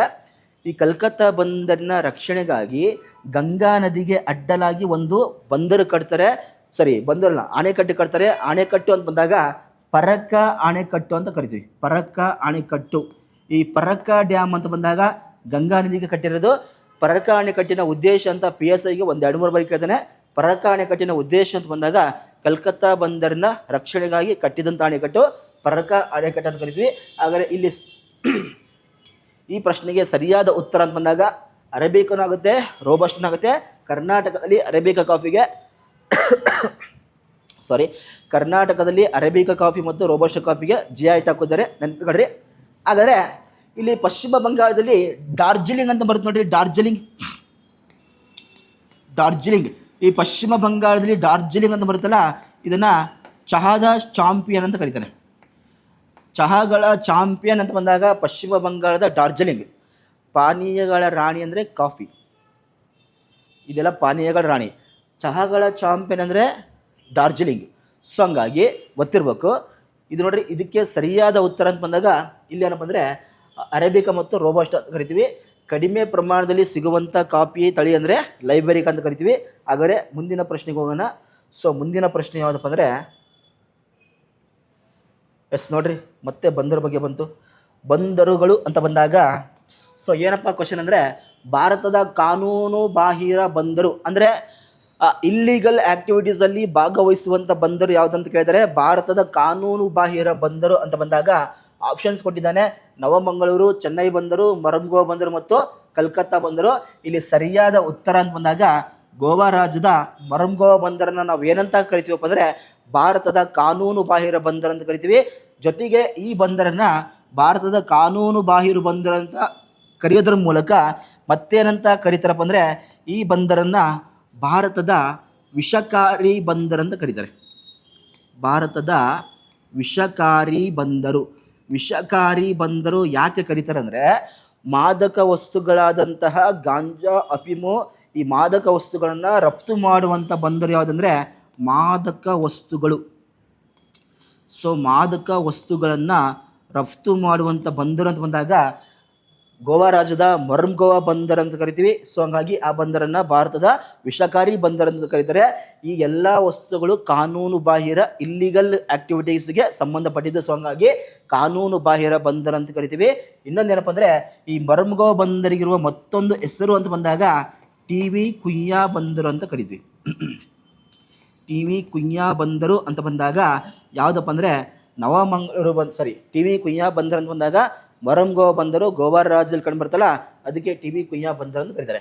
ಇನ್ನು ನವಮಂಗಳೂರು ನಿಮಗೆಲ್ಲ ಗೊತ್ತಿರಬೇಕು, ಕರ್ನಾಟಕದ ದೊಡ್ಡ ಬಂದರ್ ಅಂತ ಕರಿತೀವಿ. ಚೆನ್ನೈ ಬಂದರನ್ನು ಭಾರತದ ಚರ್ಮದ ಬಂದರು. ಚರ್ಮದ ಬಂದರು ಅಂತ ಬಂದಾಗ ಎಲ್ಲಪ್ಪ ಅಂದರೆ ಚೆನ್ನೈ ಬಂದರು ಭಾರತದಲ್ಲಿ ಚರ್ಮ ಸಂಶೋಧನಾ ಕೇಂದ್ರ, ಅದು ಕೂಡ ಚೆನ್ನೈದಲ್ಲಿದೆ, ನೆನ್ಪಿಟ್ಕೊಳ್ರಿ. ಇನ್ನು ಕಲ್ಕತ್ತಾ ಬಂದರು ಅಂತ ಬಂದಾಗ ಪಶ್ಚಿಮ ಬಂಗಾಳದಲ್ಲಿ ಕಂಡುಬರುವ ಬಂದರು ಕಲ್ಕತ್ತಾ ಬಂದರು. ಈ ಕಲ್ಕತ್ತಾ ಬಂದರಿನ ರಕ್ಷಣೆಗಾಗಿ ಈಗ ತಾನು ಹೇಳಿದಲ್ಲ ಏನಪ್ಪ ಅಂದರೆ ಪರಕ್ಕ ಅಣೆಕಟ್ಟು ಕಟ್ತಾರೆ. ಪರಕ್ಕ ಅಣೆಕಟ್ಟನ್ನು ಕಟ್ಟುವ ಮೂಲಕ ರಕ್ಷಣೆ ಮಾಡುವಂಥ ಬಂದರು ಅಂತ ಬಂದಾಗ ಕಲ್ಕತ್ತಾ ಬಂದರು ಅಂತ ನೋಡ್ತೀವಿ. ಇನ್ನೊಂದು ಗೊತ್ತಿರಲಿ, ಈ ಕಲ್ಕತ್ತಾ ಬಂದರ ಮೂಲಕ ಏನನ್ನ ಹೆಚ್ಚಿನ ಪ್ರಮಾಣದಲ್ಲಿ ರಫ್ತು ಮಾಡ್ತಾರೆ ಅಂದರೆ ಒಂದು ಚಹಾ ಆಗಿರ್ಬೋದು, ಸೆಣಬು ಆಗಿರ್ಬೋದು, ಜೂಟ್ ಅಂತ ಕರಿತೀವಿ. ಚಹಾ ಮತ್ತು ಸೆಣಬು ಈ ಒಂದು ಉತ್ಪನ್ನಗಳನ್ನು ಹೆಚ್ಚಿನ ಪ್ರಮಾಣದಲ್ಲಿ ಎಕ್ಸ್ಪೋರ್ಟ್ ಮಾಡುವಂಥ ಬಂದರು ಯಾವುದಂದರೆ ಕಲ್ಕತ್ತಾ ಬಂದರ್ ಅಂತ ಕರಿತೀವಿ. ಹಾಗಾದರೆ ಅದರಲ್ಲಿ ಭಾರತದ ಕಾನೂನು ಬಾಹಿರ ಬಂದರ್ ಅಂತ ಬಂದಾಗ ಅದನ್ನು ಮೊರಂಗೋವಾ ಬಂದರ್ ಅಂತ ಕರಿತೀವಿ. ಇಲ್ಲಿ ಸರಿಯಾದ ಉತ್ತರ ಅಂತ ಬಂದಾಗ ಆಪ್ಷನ್ ಸಿ ಅಂತ ನೋಡ್ತೀವಿ. ಇದಕ್ಕೆ ಸರಿಯಾದ ಉತ್ತರ ಆಪ್ಷನ್ ಸಿ ಆಗಿದೆ, ನೆನಪಿಟ್ಕೊಳ್ರಿ. ಹಾಗಾದರೆ ಮುಂದಿನ ಪ್ರಶ್ನೆ ಅಂತ ಬಂದಾಗ ನೋಡ್ರಿ, ಸೌರಮಂಡಲದ ಬಗ್ಗೆ ಕೇಳಿದ್ದಾರೆ. ಮುಂದಿನ ಪ್ರಶ್ನೆ, ಆಧುನಿಕ ಕಾಲದಲ್ಲಿ ಸಂಶೋಧನೆ ಮಾಡಿದ ಗ್ರಹ ಯಾವುದಂತ ಕೇಳಿದರೆ ಆಪ್ಷನ್ಸ್ ಕೊಟ್ಟಿದ್ದಾನೆ. ಗುರುಗ್ರಹ, ಯುರೇನಸ್ ಗ್ರಹ, ಮಂಗಳ ಗ್ರಹ, ಬುಧ ಗ್ರಹ. ಹಾಗಾದರೆ ಇಲ್ಲಿ ಸರಿಯಾದ ಉತ್ತರ ಅಂತ ಬಂದಾಗ ಆಧುನಿಕ ಕಾಲದಲ್ಲಿ ಸಂಶೋಧನೆ ಮಾಡಿದ ಗ್ರಹ ಅಂತ ಬಂದಾಗ ಇದಕ್ಕೆ ಸರಿಯಾದ ಉತ್ತರ ಅಂತ ಬಂದಾಗ ಯುರೇನಸ್ ಗ್ರಹ ಅಂತ ಕರಿತೀವಿ. ಏನಪ್ಪ ಅಂದರೆ 1780ರಲ್ಲಿ ವಿಲಿಯಂ ಹರ್ಷಲ್, ಯಾರಂದರೆ ವಿಲಿಯಂ ಹರ್ಷಲ್. ಈ ವಿಲಿಯಂ ಹರ್ಷಲ್ ಏನು ಮಾಡ್ತಾನಪ್ಪ ಅಂದರೆ ಒಂದು ಗ್ರಹವನ್ನು ಸಂಶೋಧನೆ ಮಾಡ್ತಾನೆ. ಆ ಗ್ರಹ ಯಾವುದಂದರೆ ಯುರೇನಸ್ ಗ್ರಹ ಅಂತ ಕರಿತೀವಿ. ನೋಡಿರಿ, 1780ರಲ್ಲಿ ವಿಲಿಯಂ ಹರ್ಷಲ್ ಎಂಬ ವ್ಯಕ್ತಿ ಯುರೇನಸ್ ಗ್ರಹವನ್ನು ಸಂಶೋಧನೆ ಮಾಡ್ತಾನೆ. ಸೊ ಹಂಗಾಗಿ ಆಧುನಿಕ ಕಾಲದಲ್ಲಿ ಸಂಶೋಧನೆ ಮಾಡಿದ ಗ್ರಹ ಅಂತ ಬಂದಾಗ ಯುರೇನಸ್ ಅಂತ ಕರಿತೀವಿ. ಇನ್ನು ಗುರು ಅಂತ ಬಂದಾಗ ಗ್ರಹಗಳಲ್ಲಿ ಸುಮಾರು 9 ಗ್ರಹ ಇದ್ದು 9 ಗ್ರಹಗಳ ಪೈಕಿ ಒಂದು ಗ್ರಹ ಯಾವುದು? ಪ್ಲೂಟೋ ಗ್ರಹವನ್ನು 2008 ಆಗಸ್ಟ್ 24ರಂದು ಜಕ್ ಗಣರಾಜ್ಯದ ಪ್ರೇಗ್ ಸಮ್ಮೇಳನದಲ್ಲಿ ಗ್ರಹಗಳ ಸ್ಥಾನದಿಂದ ಅದನ್ನು ಸಂಪೂರ್ಣವಾಗಿ ತೆಗೆದಾಕ್ತಾರೆ. ಈಗ ಪ್ರೆಸೆಂಟ್ ಏನಪ್ಪ ಅಂದರೆ ಎಷ್ಟು ಗ್ರಹ ಕಂಡುಬರ್ತವೆ ಅಂದರೆ 8 ಗ್ರಹಗಳು ಕಂಡುಬರ್ತವೆ. 8 ಗ್ರಹಗಳ ಪೈಕಿ ದೊಡ್ಡ ಗ್ರಹ ಅಂದರೆ ಗುರುಗ್ರಹ. ಗ್ರಹಗಳಲ್ಲಿಯೇ ದೊಡ್ಡ ಗ್ರಹ ಅಂದರೆ ಗುರುಗ್ರಹ ಅಂತ ಕರಿತೀವಿ. ಗುರುಗ್ರಹದ ವಿಶೇಷತೆ ಏನಪ್ಪ ಅಂದರೆ ದೊಡ್ಡ ಗ್ರಹ ಅಂತ ಕರೀತಾರೆ. ಇನ್ನೊಂದೇನಪ್ಪ ಅಂದರೆ ಗೆಲಿಲಿಯೋ ಕಾಯಗಳು ಇದರ ಉಪಗ್ರಹಗಳು. ಗೆಲಿಲಿಯೋ ಕಾಯಗಳು ಏನಪ್ಪ ಅಂದರೆ ಈ ಗೆಲಿಲಿಯೋ ಕಾಯಗಳು ಅಂತಂದಾಗ ಸುಮಾರು 1610ರಲ್ಲಿ ಗೆಲಿಲಿಯೋ ಏನು ಮಾಡ್ತಾರಪ್ಪ ಅಂದರೆ ಗೆಲಿಲಿಯೋ ಏನು ಮಾಡ್ತಾರಪ್ಪ ಅಂದರೆ ಉಪಗ್ರಹಗಳನ್ನ ಸಂಶೋಧನೆ ಮಾಡ್ತಾನೆ. ಯಾವ ಉಪಗ್ರಹಗಳಂದರೆ ಕ್ಯಾಲಿಸ್ಟ್ರೋ, ಯುರೋಪಾ, ಐಒ ಮತ್ತು ಈ ಕ್ಯಾಲಿಸ್ಟ್ರೋ, ಯುರೋಪಾ, ಐಒ ಎಂಬ ಉಪಗ್ರಹಗಳನ್ನು ಸಂಶೋಧನೆ ಮಾಡುವ ಮೂಲಕ ಅವುಗಳನ್ನು ಗೆಲಿಲಿಯೋ ಕಾಯಗಳಂತ ಕರೀತಾರೆ. ಇನ್ನೊಂದೇನು ಗೊತ್ತಾ, ಕೆಂಪು ಮಚ್ಚೆಯನ್ನು ಹೊಂದಿರುವ ಗ್ರಹ ಅಂತ ಕರಿತೀವಿ.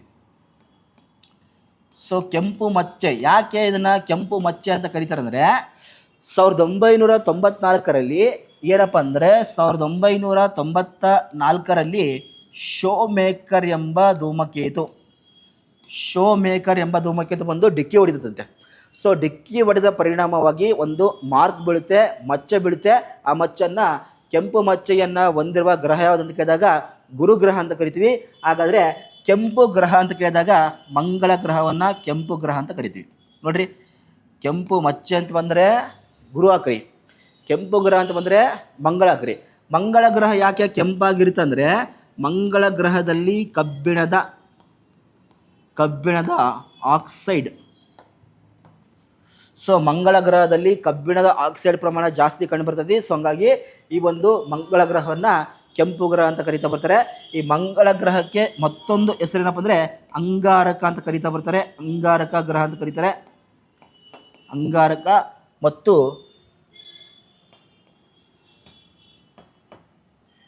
ಕುಜಗ್ರಹ ಅಂತ ಕರೀತಾರೆ. ಅಂಗಾರಕ, ಕುಜಗ್ರಹ ಅಂದರೆ ಮಂಗಳ ಗ್ರಹ. ಹಾಗಾದರೆ ಮಂಗಳ ಅಂತ ಬಂದಾಗ ವಿಶೇಷವಾಗಿ ಈ ಸೌರಮಂಡಲದಲ್ಲಿ ಏನಪ್ಪ ಅಂದರೆ ಈ ಸೌರಮಂಡಲದಲ್ಲಿ ಎತ್ತರವಾದ ಶಿಖರ ಕಂಡುಬರ್ತದೆ. ಎತ್ತರವಾದ ಶಿಖರ, ಸೌರಮಂಡಲದಲ್ಲಿ ಕಂಡುಬರುವಂಥ ಎತ್ತರವಾದ ಶಿಖರ ಯಾವುದಪ್ಪ ಅಂದರೆ ನಿಕ್ಸ್ ಒಲಂಪಿಯಾ ಶಿಖರ. ನೆನ್ಪಿಡ್ಕೊಳ್ರಿ, ನಿಕ್ಸ್ ಒಲಂಪಿಯಾ ಶಿಖರ ಈ ಸೌರಮಂಡಲದಲ್ಲಿ ಕಂಡುಬರುವಂಥ ಎತ್ತರವಾದ ಶಿಖರ ನಿಕ್ಸ್ ಒಲಂಪಿಯಾ ಎಷ್ಟು ಮೀಟರ್ ಎತ್ತರ ಅಂದರೆ 21,000 ಮೀಟರ್ ಎತ್ತರ ಕಂಡುಬರ್ತದೆ. ಈ ನಿಕ್ಸ್ ಒಲಂಪಿಯಾ ಸೌರಮಂಡಲದಲ್ಲಿಯೇ ಎತ್ತರವಾದ ಶಿಖರ. ನೋಡ್ರಿ, ಮೌಂಟ್ ಎವರೆಸ್ಟ್ನ ಎತ್ತರ ಅಂತ ಬಂದಾಗ 8,848.86, ಅದರ 3 ಪಟ್ಟು ಎತ್ತರವಾದ ಶಿಖರ ನಿಕ್ಸ್ ಒಲಂಪಿಯಾ ಅಂತ ಕರಿತೀವಿ. ಈ ನಿಕ್ಸ್ ಒಲಂಪಿಯಾ ಶಿಖರ ಎಲ್ಲಿ ಕಂಡು ಬರ್ತಂದ್ರೆ ಸೌರಮಂಡಲದಲ್ಲಿ ಮಂಗಳ ಗ್ರಹದಲ್ಲಿ ಕಂಡುಬರುವಂಥ ಎತ್ತರವಾದ ಶಿಖರ ಅಂತ ಕರಿತಾ ಬರ್ತೀವಿ. ನೆನಪಿಟ್ಕೊಳ್ರಿ. ಹಾಗಾದರೆ ಬುಧ ಅಂತ ಬಂದಾಗ ಚಿಕ್ಕ ಗ್ರಹ ಅಂತ ಕರಿತೀವಿ. ಚಿಕ್ಕ ಗ್ರಹ ಅಂತ ಬಂದಾಗ ಬುಧ ಅಂತ ಕರಿತೀವಿ. ಯಾವುದೇ ಉಪಗ್ರಹಗಳು ಇಲ್ಲದ ಗ್ರಹ ಅಂತ ಬಂದಾಗ ಬುಧ ಅಂತ ಕರಿತೀವಿ. ಈ ಗ್ರಹಕ್ಕೆ ಯಾವುದೇ ತರಹದ ಉಪಗ್ರಹಗಳು ಇಲ್ಲ. ಯಾಕೆಂದರೆ ಉಪಗ್ರಹಗಳನ್ನು ಹೊಂದುವಷ್ಟು ಗುರುತ್ವಾಕರ್ಷಣ ಬಲ ಚಿಕ್ಕ ಗ್ರಹವಾದ ಬುಧ ಗ್ರಹಕ್ಕೆ ಇಲ್ಲ. ಹಾಗಾದರೆ ಉಪಗ್ರಹಗಳು ಇಲ್ಲದೇ ಇರುವಂಥ ಗ್ರಹ ಅಂದರೆ ಫಸ್ಟು ಮತ್ತು ಸೆಕೆಂಡು ಬುಧ ಮತ್ತು ಶುಕ್ರ ಗ್ರಹಕ್ಕೆ ಯಾವುದೇ ಥರದ ಉಪಗ್ರಹಗಳು ಕಂಡು ಬರುವುದಿಲ್ಲ. ಯಾಕೆಂದರೆ ಈ ಗ್ರಹಗಳಿಗೆ ವಿಶೇಷವಾಗಿ ಕಡಿಮೆ ಗ್ರಾವಿಟಿ ಫೋರ್ಸ್ ಇರುತ್ತೆ, ಗುರುತ್ವಾಕರ್ಷಣ ಬಲ ಕಡಿಮೆ ಇರುವುದರಿಂದ ಈ ಗ್ರಹಗಳಲ್ಲಿ ಯಾವುದೇ ಥರದ ಉಪಗ್ರಹಗಳಿಲ್ಲ. ಹಾಗಾದರೆ ಯಾವುದೇ ಒಂದು ಆಕಾಶಕಾಯ ಗ್ರಹ ಅಂತ ಕರ್ಸ್ಕೋಬೇಕಾದ್ರೆ ಆಕಾಶಕಾಯಗಳು ಸೂರ್ಯನನ್ನು ಸುತ್ತುವಂತಿರಬೇಕು, ಸೂರ್ಯನನ್ನು ಬೆಳಕನ್ನು ಪಡೆದು ಭೂಮಿಗೆ ಬೆಳಕನ್ನು ಪ್ರತಿಫಲಿಸುವಂತಿರಬೇಕು ಮತ್ತು ಆ ಗ್ರಹಗಳ ಉಪಗ್ರಹಗಳು ಆ ಗ್ರಹಗಳಿಗಿಂತ ಚಿಕ್ಕದಾಗಿರಬೇಕು. ಯಾವುದೇ ಲಕ್ಷಣ ಪ್ಲೂಟೋ ಗ್ರಹಕ್ಕೆ ಇರಲಿಲ್ಲ. ಸೊ ಹಂಗಾಗಿ ಪ್ಲೂಟೋ ಗ್ರಹವನ್ನು ಗ್ರಹಗಳ ಸ್ಥಾನದಿಂದ 2008ರಲ್ಲಿ ಸಂಪೂರ್ಣವಾಗಿ ತೆಗೆದುಹಾಕಿದರು. ಪ್ರಸ್ತುತ ಪ್ಲೂಟೋ ಗ್ರಹ ಏನಪ್ಪ ಅಂದರೆ ಇದನ್ನು ಕುಜ ಅಂದರೆ ಮಂಗಳ, ಕುಬ್ಜ ಗ್ರಹ ಅಂತ ಕರೀತಾರೆ. ಅಥವಾ ಸಣ್ಣ ಗ್ರಹಗಳ ನಾಯಕ ಅಥವಾ ನೋಡ್ರಿ, ಕುಬ್ಜ ಗ್ರಹ ಅಂದ್ರೂ ಅದೇ, ಸಣ್ಣ ಗ್ರಹಗಳ ನಾಯಕ ಅಂದ್ರೂ ಅದೇ, ಅಥವಾ ಸತ್ತ ಗ್ರಹಗಳ ನಾಯಕ ಅಂತ ಕರಿತೀವಿ. ಸೊ ಈ ಎಲ್ಲ ಹೆಸರು ಒಂದಕ್ಕೆ ಬರುತ್ತೆ, ಯಾವುದಕ್ಕೆ? ಪ್ಲೂಟೋ ಗ್ರಹ. ಪ್ರೆಸೆಂಟ್ಲಿ ಪ್ಲೂಟೋ ಗ್ರಹವನ್ನು ಗ್ರಹ ಅಂತ ಕರಿಬಾರ್ದು, ಅದೊಂದು ಕುಬ್ಜ ಗ್ರಹ ಆಗೈತಿ. ಹಾಗಾದರೆ ಇಲ್ಲಿ ಸರಿಯಾದ ಉತ್ತರ ಅಂತ ಬಂದಾಗ ಯಾವುದು ಅಂತ ನೋಡ್ತೀವಿ ನಾವು? ಯುರೇನಸ್ನ ಸರಿಯಾದ ಉತ್ತರ ಅಂತ ಪರಿಗಣಿಸ್ತೀವಿ. ಹಾಗಾದರೆ ಮುಂದಿನ ಪ್ರಶ್ನೆಗೆ ಹೋಗೋಣ. ಮುಂದಿನ ಪ್ರಶ್ನೆ ಅಂತ ಬಂದಾಗ ಪ್ರಾಕೃತಿಕ ಭೂಗೋಳಶಾಸ್ತ್ರಕ್ಕೆ ಮತ್ತು ಭಾರತಕ್ಕೆ ಲಿಂಕ್ ಆಗಿರುವಂಥ ಪ್ರಶ್ನೆ ಏನಪ್ಪ ಅಂದರೆ, ಆ ಭೂಮಿಯು ಯಾವ ಭಾಗದಲ್ಲಿ ಹಂಚಿಕೆ ಆಗಿದೆ, ಅಂದರೆ ಭೂಮಿಯ ಯಾವ ಭಾಗದಲ್ಲಿ ಭಾರತ ಹಂಚಿಕೆಯಾಗಿದೆ ಅಂತ ಕೊಟ್ಟಿದ್ದಾನೆ. ಸೊ ಭೂಮಿಯ ಯಾವ ಭಾಗದಲ್ಲಿ ಭಾರತ, ಅಂದರೆ ಪ್ರಪಂಚದಲ್ಲಿ ಗ್ಲೋಬ್ ಅಂತ ನೋಡ್ತೀವಲ್ಲ, ಆ ಗ್ಲೋಬ್ನಲ್ಲಿ ನಮ್ಮ ಭಾರತ ದೇಶ ಯಾವ ಭಾಗದಲ್ಲಿ ಕಂಡು ಬರುತ್ತೆ ಅಂತ ಅರ್ಥ. ಹಾಗಾದರೆ ಏನಪ್ಪ ಇದರ ಉಲ್ಲೇಖ ಅಂತ ಬಂದಾಗ ನೋಡ್ರಿ, ಭಾಳ ಸಿಂಪಲ್ಲು. ಇದನ್ನು ನಾವು 0 ಡಿಗ್ರಿ ಸಮಭಾಜಕ ವೃತ್ತ ಅಂತ ಕರಿಬೋದು. 0 ಡಿಗ್ರಿ ಸಮಭಾಜಕ ವೃತ್ತ, ಇಂಗ್ಲೀಷಲ್ಲಿ ನಾವು ಅದನ್ನು ಈಕ್ವೇಟರ್ ಅಂತ ಕರಿತೀವಿ. ಇಲ್ಲಿ 23.5 ಡಿಗ್ರಿ ಕಾರ್ಕಟಕ ಸಂಕ್ರಾಂತಿ ವೃತ್ತ, ಇಲ್ಲಿ 23.5 ಡಿಗ್ರಿ ಮಕರ ಸಂಕ್ರಾಂತಿ ವೃತ್ತ ಅಂತ ಕರಿತೀವಿ. ಹಾಗಾದರೆ ಇಲ್ಲೈತಲ್ಲ, ಇದು ಯಾವ ಭಾಗ ಅಂತ ಕೇಳಿದ್ರೆ ಈ ಕಡೆದು ಇದು ಪೂರ್ವ ಭಾಗ ಅಂತ ಕರಿತೀವಿ. ಇದು ಪೂರ್ವ ಭಾಗ, ಇದು ಪಶ್ಚಿಮ ಭಾಗ. ಆಯ್ತಾ? ಇಲ್ಲಿ ಮೇಲ್ಗಡೆ ಐತಲ್ಲ, ಇಲ್ಲೊಂದು ರೇಖಾಂಶ ಬರುತ್ತೆ. ಇದನ್ನು 0 ಡಿಗ್ರಿ GMT ಅಂತ ಕರಿತೀವಿ. GMT ಅಂದರೆ ಗ್ರೀನ್ವಿಚ್ ಮೀನ್ ಟೈಮ್ ಅಂತ ಕರಿತೀವಿ. ಹಾಗಾದರೆ ಇಲ್ಲಿ ಮೇಲ್ಗಡೆ ಐತಲ್ಲ, ಇದು ಉತ್ತರಾರ್ಧ ಗೋಳ ಅಂತ ಕರಿತೀವಿ. ಉತ್ತರಾರ್ಧ, ಇಂಗ್ಲೀಷಲ್ಲಿ ನಾರ್ತ್ ಸ್ಪಿಯರ್ ಅಂತ ಕರಿತಾನೆ, ಉತ್ತರಾರ್ಧ ಗೋಳ. ಇದನ್ನು ದಕ್ಷಿಣಾರ್ಧ ಗೋಳ ಅಂತ ಕರಿತೀವಿ. ಆಯಿತಾ? ಹಾಗಾದರೆ ನಮ್ಮ ಪ್ರೀತಿಯ ಭಾರತ ದೇಶ ಯಾವ ಭಾಗದಲ್ಲಿ ಕಂಡು ಬರುತ್ತೆ ಅಂದರೆ, ಸೊ ಈ ಭಾಗದಲ್ಲಿ ಕಂಡು ಬರ್ತದೆ. ಹೌದ್ರಾ? ಹಾಗಾದ್ರೆ ನೀವೇ ಹೇಳ್ರಿ, ಉತ್ತರಾರ್ಧ ಗೋಳ, ದಕ್ಷಿಣಾರ್ಧ ಗೋಳ, ಪೂರ್ವ ಭಾಗ, ಪಶ್ಚಿಮ ಭಾಗ. ಹಾಗಾದರೆ ಭೂಮಿಯ ಭೂಪಟದ ಮೇಲೆ ಭಾರತ ಯಾವ ಭಾಗದಲ್ಲಿ ಕಂಡು ಬರುತ್ತಂದರೆ, ಉತ್ತರಾರ್ಧ ಗೋಳದ ಪೂರ್ವ ಭಾಗದಲ್ಲಿ ಭಾರತ ದೇಶ ಹಂಚಿಕೆಯಾಗಿದೆ. ಸಪೋಸ್ ನೋಡ್ರಿ, ಉತ್ತರಾರ್ಧ ಗೋಳದ ಪೂರ್ವ ಭಾಗದಲ್ಲಿ ಒಂದು ವೇಳೆ ಭಾರತ ಈ ಕಡೆ ಕಂಡು ಬರಂಗಿಲ್ಲ, ಒಂದು ವೇಳೆ ಕಂಡು ಬಂದಿದೆ ಅಂತ ಊಹೆ ಮಾಡಿಕೊಳ್ಳಿ. ಉತ್ತರಾರ್ಧ ಗೋಳದ ಪಶ್ಚಿಮ ಭಾಗ, ಸಪೋಸ್ ಇಲ್ಲಿ ಬಂದಿದ್ರೆ ದಕ್ಷಿಣಾರ್ಧ ಗೋಳದ ಪೂರ್ವ ಭಾಗ, ಸಪೋಸ್ ಈ ಕಡೆ ಬಂದಿದ್ರೆ ದಕ್ಷಿಣಾರ್ಧ ಗೋಳದ ಪಶ್ಚಿಮ ಭಾಗ. ಇಲ್ಲೆಲ್ಲೂ ಬರಂಗಿಲ್ಲ, ಇಲ್ಲೇ ಇರ್ತತಿ. ಹಾಗಾದರೆ ಭೂಮಿಯ ಭೂಪಟದ ಮೇಲೆ ಭಾರತ ಯಾವ ಭಾಗದಲ್ಲಿ ಹಂಚಿಕೆ ಅಂತ ಬಂದಾಗ ಉತ್ತರಾರ್ಧ ಗೋಳದ ಪೂರ್ವ ಭಾಗದಲ್ಲಿ ಭಾರತ ಹಂಚಿಕೆ. ಹಾಗಾದರೆ ಇಲ್ಲಿ ಸರಿಯಾದ ಉತ್ತರ ಅಂತ ಬಂದಾಗ ಎಸ್, ಆಪ್ಷನ್ ಬಿ ಏನಪ್ಪ ಅಂದರೆ ಸರಿಯಾದ ಉತ್ತರವಾಗಿರುತ್ತೆ. ಉತ್ತರಾರ್ಧ ಗೋಳದ ಪೂರ್ವ ಭಾಗದಲ್ಲಿ ಭಾರತ ದೇಶ ಕಂಡು ಬರುತ್ತೆ. ವಿದ್ಯಾರ್ಥಿಗಳೇ ನೆನಪಿಡಿ. ಹಾಗಾದರೆ ಇಲ್ಲಿ ಏನಪ್ಪ ಅಂದರೆ ಸ್ವಲ್ಪ ಅಬ್ಸರ್ವ್ ಮಾಡಿರಿ. ಏನಪ್ಪ ಅಂದರೆ ಇದು ಏನಪ್ಪ ಅಂದರೆ 0 ಡಿಗ್ರಿ GMT ರೇಖಾಂಶ ಅಂತ ಕರಿತೀವಿ. ರೇಖಾಂಶವನ್ನು ಎಳೆಯುವ ಉದ್ದೇಶ ಅಂತ ಬಂದಾಗ ಭೂಮಿಯ ಮೇಲಿನ ಸಮಯವನ್ನು ನಿರ್ಧಾರ ಮಾಡುವ ಉದ್ದೇಶದಿಂದ ಎಳೆದಂಥ ರೇಖೆ ಅಂದರೆ 0 ಡಿಗ್ರಿ GMT. ಇದನ್ನು ನಾವು 0 ಡಿಗ್ರಿ ಅಕ್ಷಾಂಶ ಅಂತ ಕರಿತೀವಿ. ಅಕ್ಷಾಂಶವನ್ನು ಎಳೆಯುವ ಉದ್ದೇಶ ಅಂತ ಬಂದಾಗ ಭೂಮಿಯ ಮೇಲಿನ ಪ್ರದೇಶಗಳನ್ನು ಮತ್ತು ಸ್ಥಳಗಳನ್ನು ಕಂಡು ಹಿಡಿಯುವ ಉದ್ದೇಶದಿಂದ ಏನಪ್ಪ ಹೇಳ್ತಾರೆ ಅಂದರೆ ಅಕ್ಷಾಂಶವನ್ನು ಹೇಳ್ತಾರೆ. ಅಕ್ಷಾಂಶ ಅಂದರೆ ಪೂರ್ವದಿಂದ ಪಶ್ಚಿಮಕ್ಕೆ ಎಳೆದಂತಹ ಕಾಲ್ಪನಿಕ ರೇಖೆಯನ್ನು ಅಕ್ಷಾಂಶ ಅಂತ ಕರಿತೀವಿ. ರೇಖಾಂಶ ಅಂತ ಬಂದಾಗ ಉತ್ತರ ಭಾಗದಿಂದ ದಕ್ಷಿಣ ಭಾಗಕ್ಕೆ ಎಳೆದಂಥ ಕಾಲ್ಪನಿಕ ರೇಖೆಯನ್ನು ರೇಖಾಂಶ ಅಂತ ಕರಿತೀವಿ.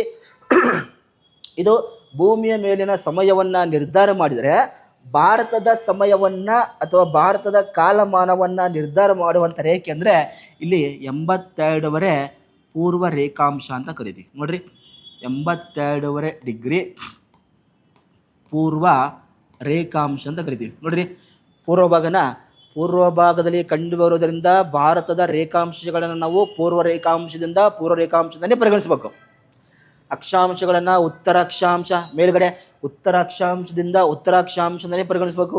ಹಾಗಾದರೆ ಭಾರತದ ಸಮಯವನ್ನು ನಿರ್ಧಾರ ಮಾಡುವ ರೇಖೆ ಯಾವುದಂತ ಕೇಳ್ತಾರೆ? 82.5 ಪೂರ್ವ ರೇಖಾಂಶ, ಅಥವಾ ನಾವು ಇದನ್ನು 82.5 IST ಅಂತ ಕರಿತೀವಿ. IST ಅಂದರೆ ಇಂಡಿಯನ್ ಸ್ಟ್ಯಾಂಡರ್ಡ್ ಟೈಮ್, ಭಾರತೀಯ ಪ್ರಮಾಣಿತ ವೇಳೆ ಅಂತ ಕರಿತೀವಿ. ಎಕ್ಸಾಮಲ್ಲಿ ಏನು ಕ್ವಶನ್ ಆಗಿತ್ತಪ್ಪ ಅಂದರೆ 0 ಡಿಗ್ರಿ GMTಗೂ ISTಗೂ ಕಂಪೇರ್ ಮಾಡಿದರೆ ಭಾರತೀಯ ಕಾಲಮಾನ ಯಾವಾಗಲೂ 5.5 ತಾಸು ಮುಂದಿರುತ್ತೆ. ಇದನ್ನು ಸುಮಾರು ಎಕ್ಸಾಮಲ್ಲಿ ಕೇಳಿದ್ರೆ ಎಷ್ಟು ತಾಸು ಮುಂದಿರುತ್ತಪ್ಪ ಅಂದರೆ 5.5 ಗಂಟೆ ಮುಂದಿದೆ. ಹೆಂಗೆ ನೋಡ್ರಿ, 0 ಡಿಗ್ರಿ GMT 0 ಡಿಗ್ರಿ GMTಗೂ 82.5 ಪೂರ್ವ ರೇಖಾಂಶ ಇದಕ್ಕೆ ಕಂಪೇರ್ ಮಾಡಿದಾಗ ಸೊ 0 ಡಿಗ್ರಿ GMTಗೂ 82.5 ಪೂರ್ವ ರೇಖಾಂಶಕ್ಕೂ ಕಂಪೇರ್ ಮಾಡಿದಾಗ ಭಾರತೀಯ ಕಾಲಮಾನ 82.5 ಪೂರ್ವ ರೇಖಾಂಶ ಐತಲ್ಲ ಯಾವಾಗಲೂ 5.5 ಗಂಟೆ ಮುಂದೈತಿ. ಸರ್ 5.5 ಗಂಟೆ ಮುಂದೈತಿ ನಮಗೂ ಗೊತ್ತು, ಹೆಂಗೆ ಸರ್ ಹೆಂಗೆ ಹೇಳ್ತಾರೆ ಅಂದರೆ ಭಾಳ ಸಿಂಪಲ್ ನೋಡ್ರಿ. ಭಾರತೀಯ ಕಾಲಮಾನ ಅಂತ ಐತೆ ನೋಡ್ತೀವಲ್ಲ ನಾವು, ಈ ಭಾರತೀಯ ಕಾಲಮಾನವನ್ನು 82.5 ಈ ಥರ ಬರ್ಕೊಳ್ರಿ. ಈ ಥರ ಬರ್ಕಂದ್ರೆ ಇಂಟು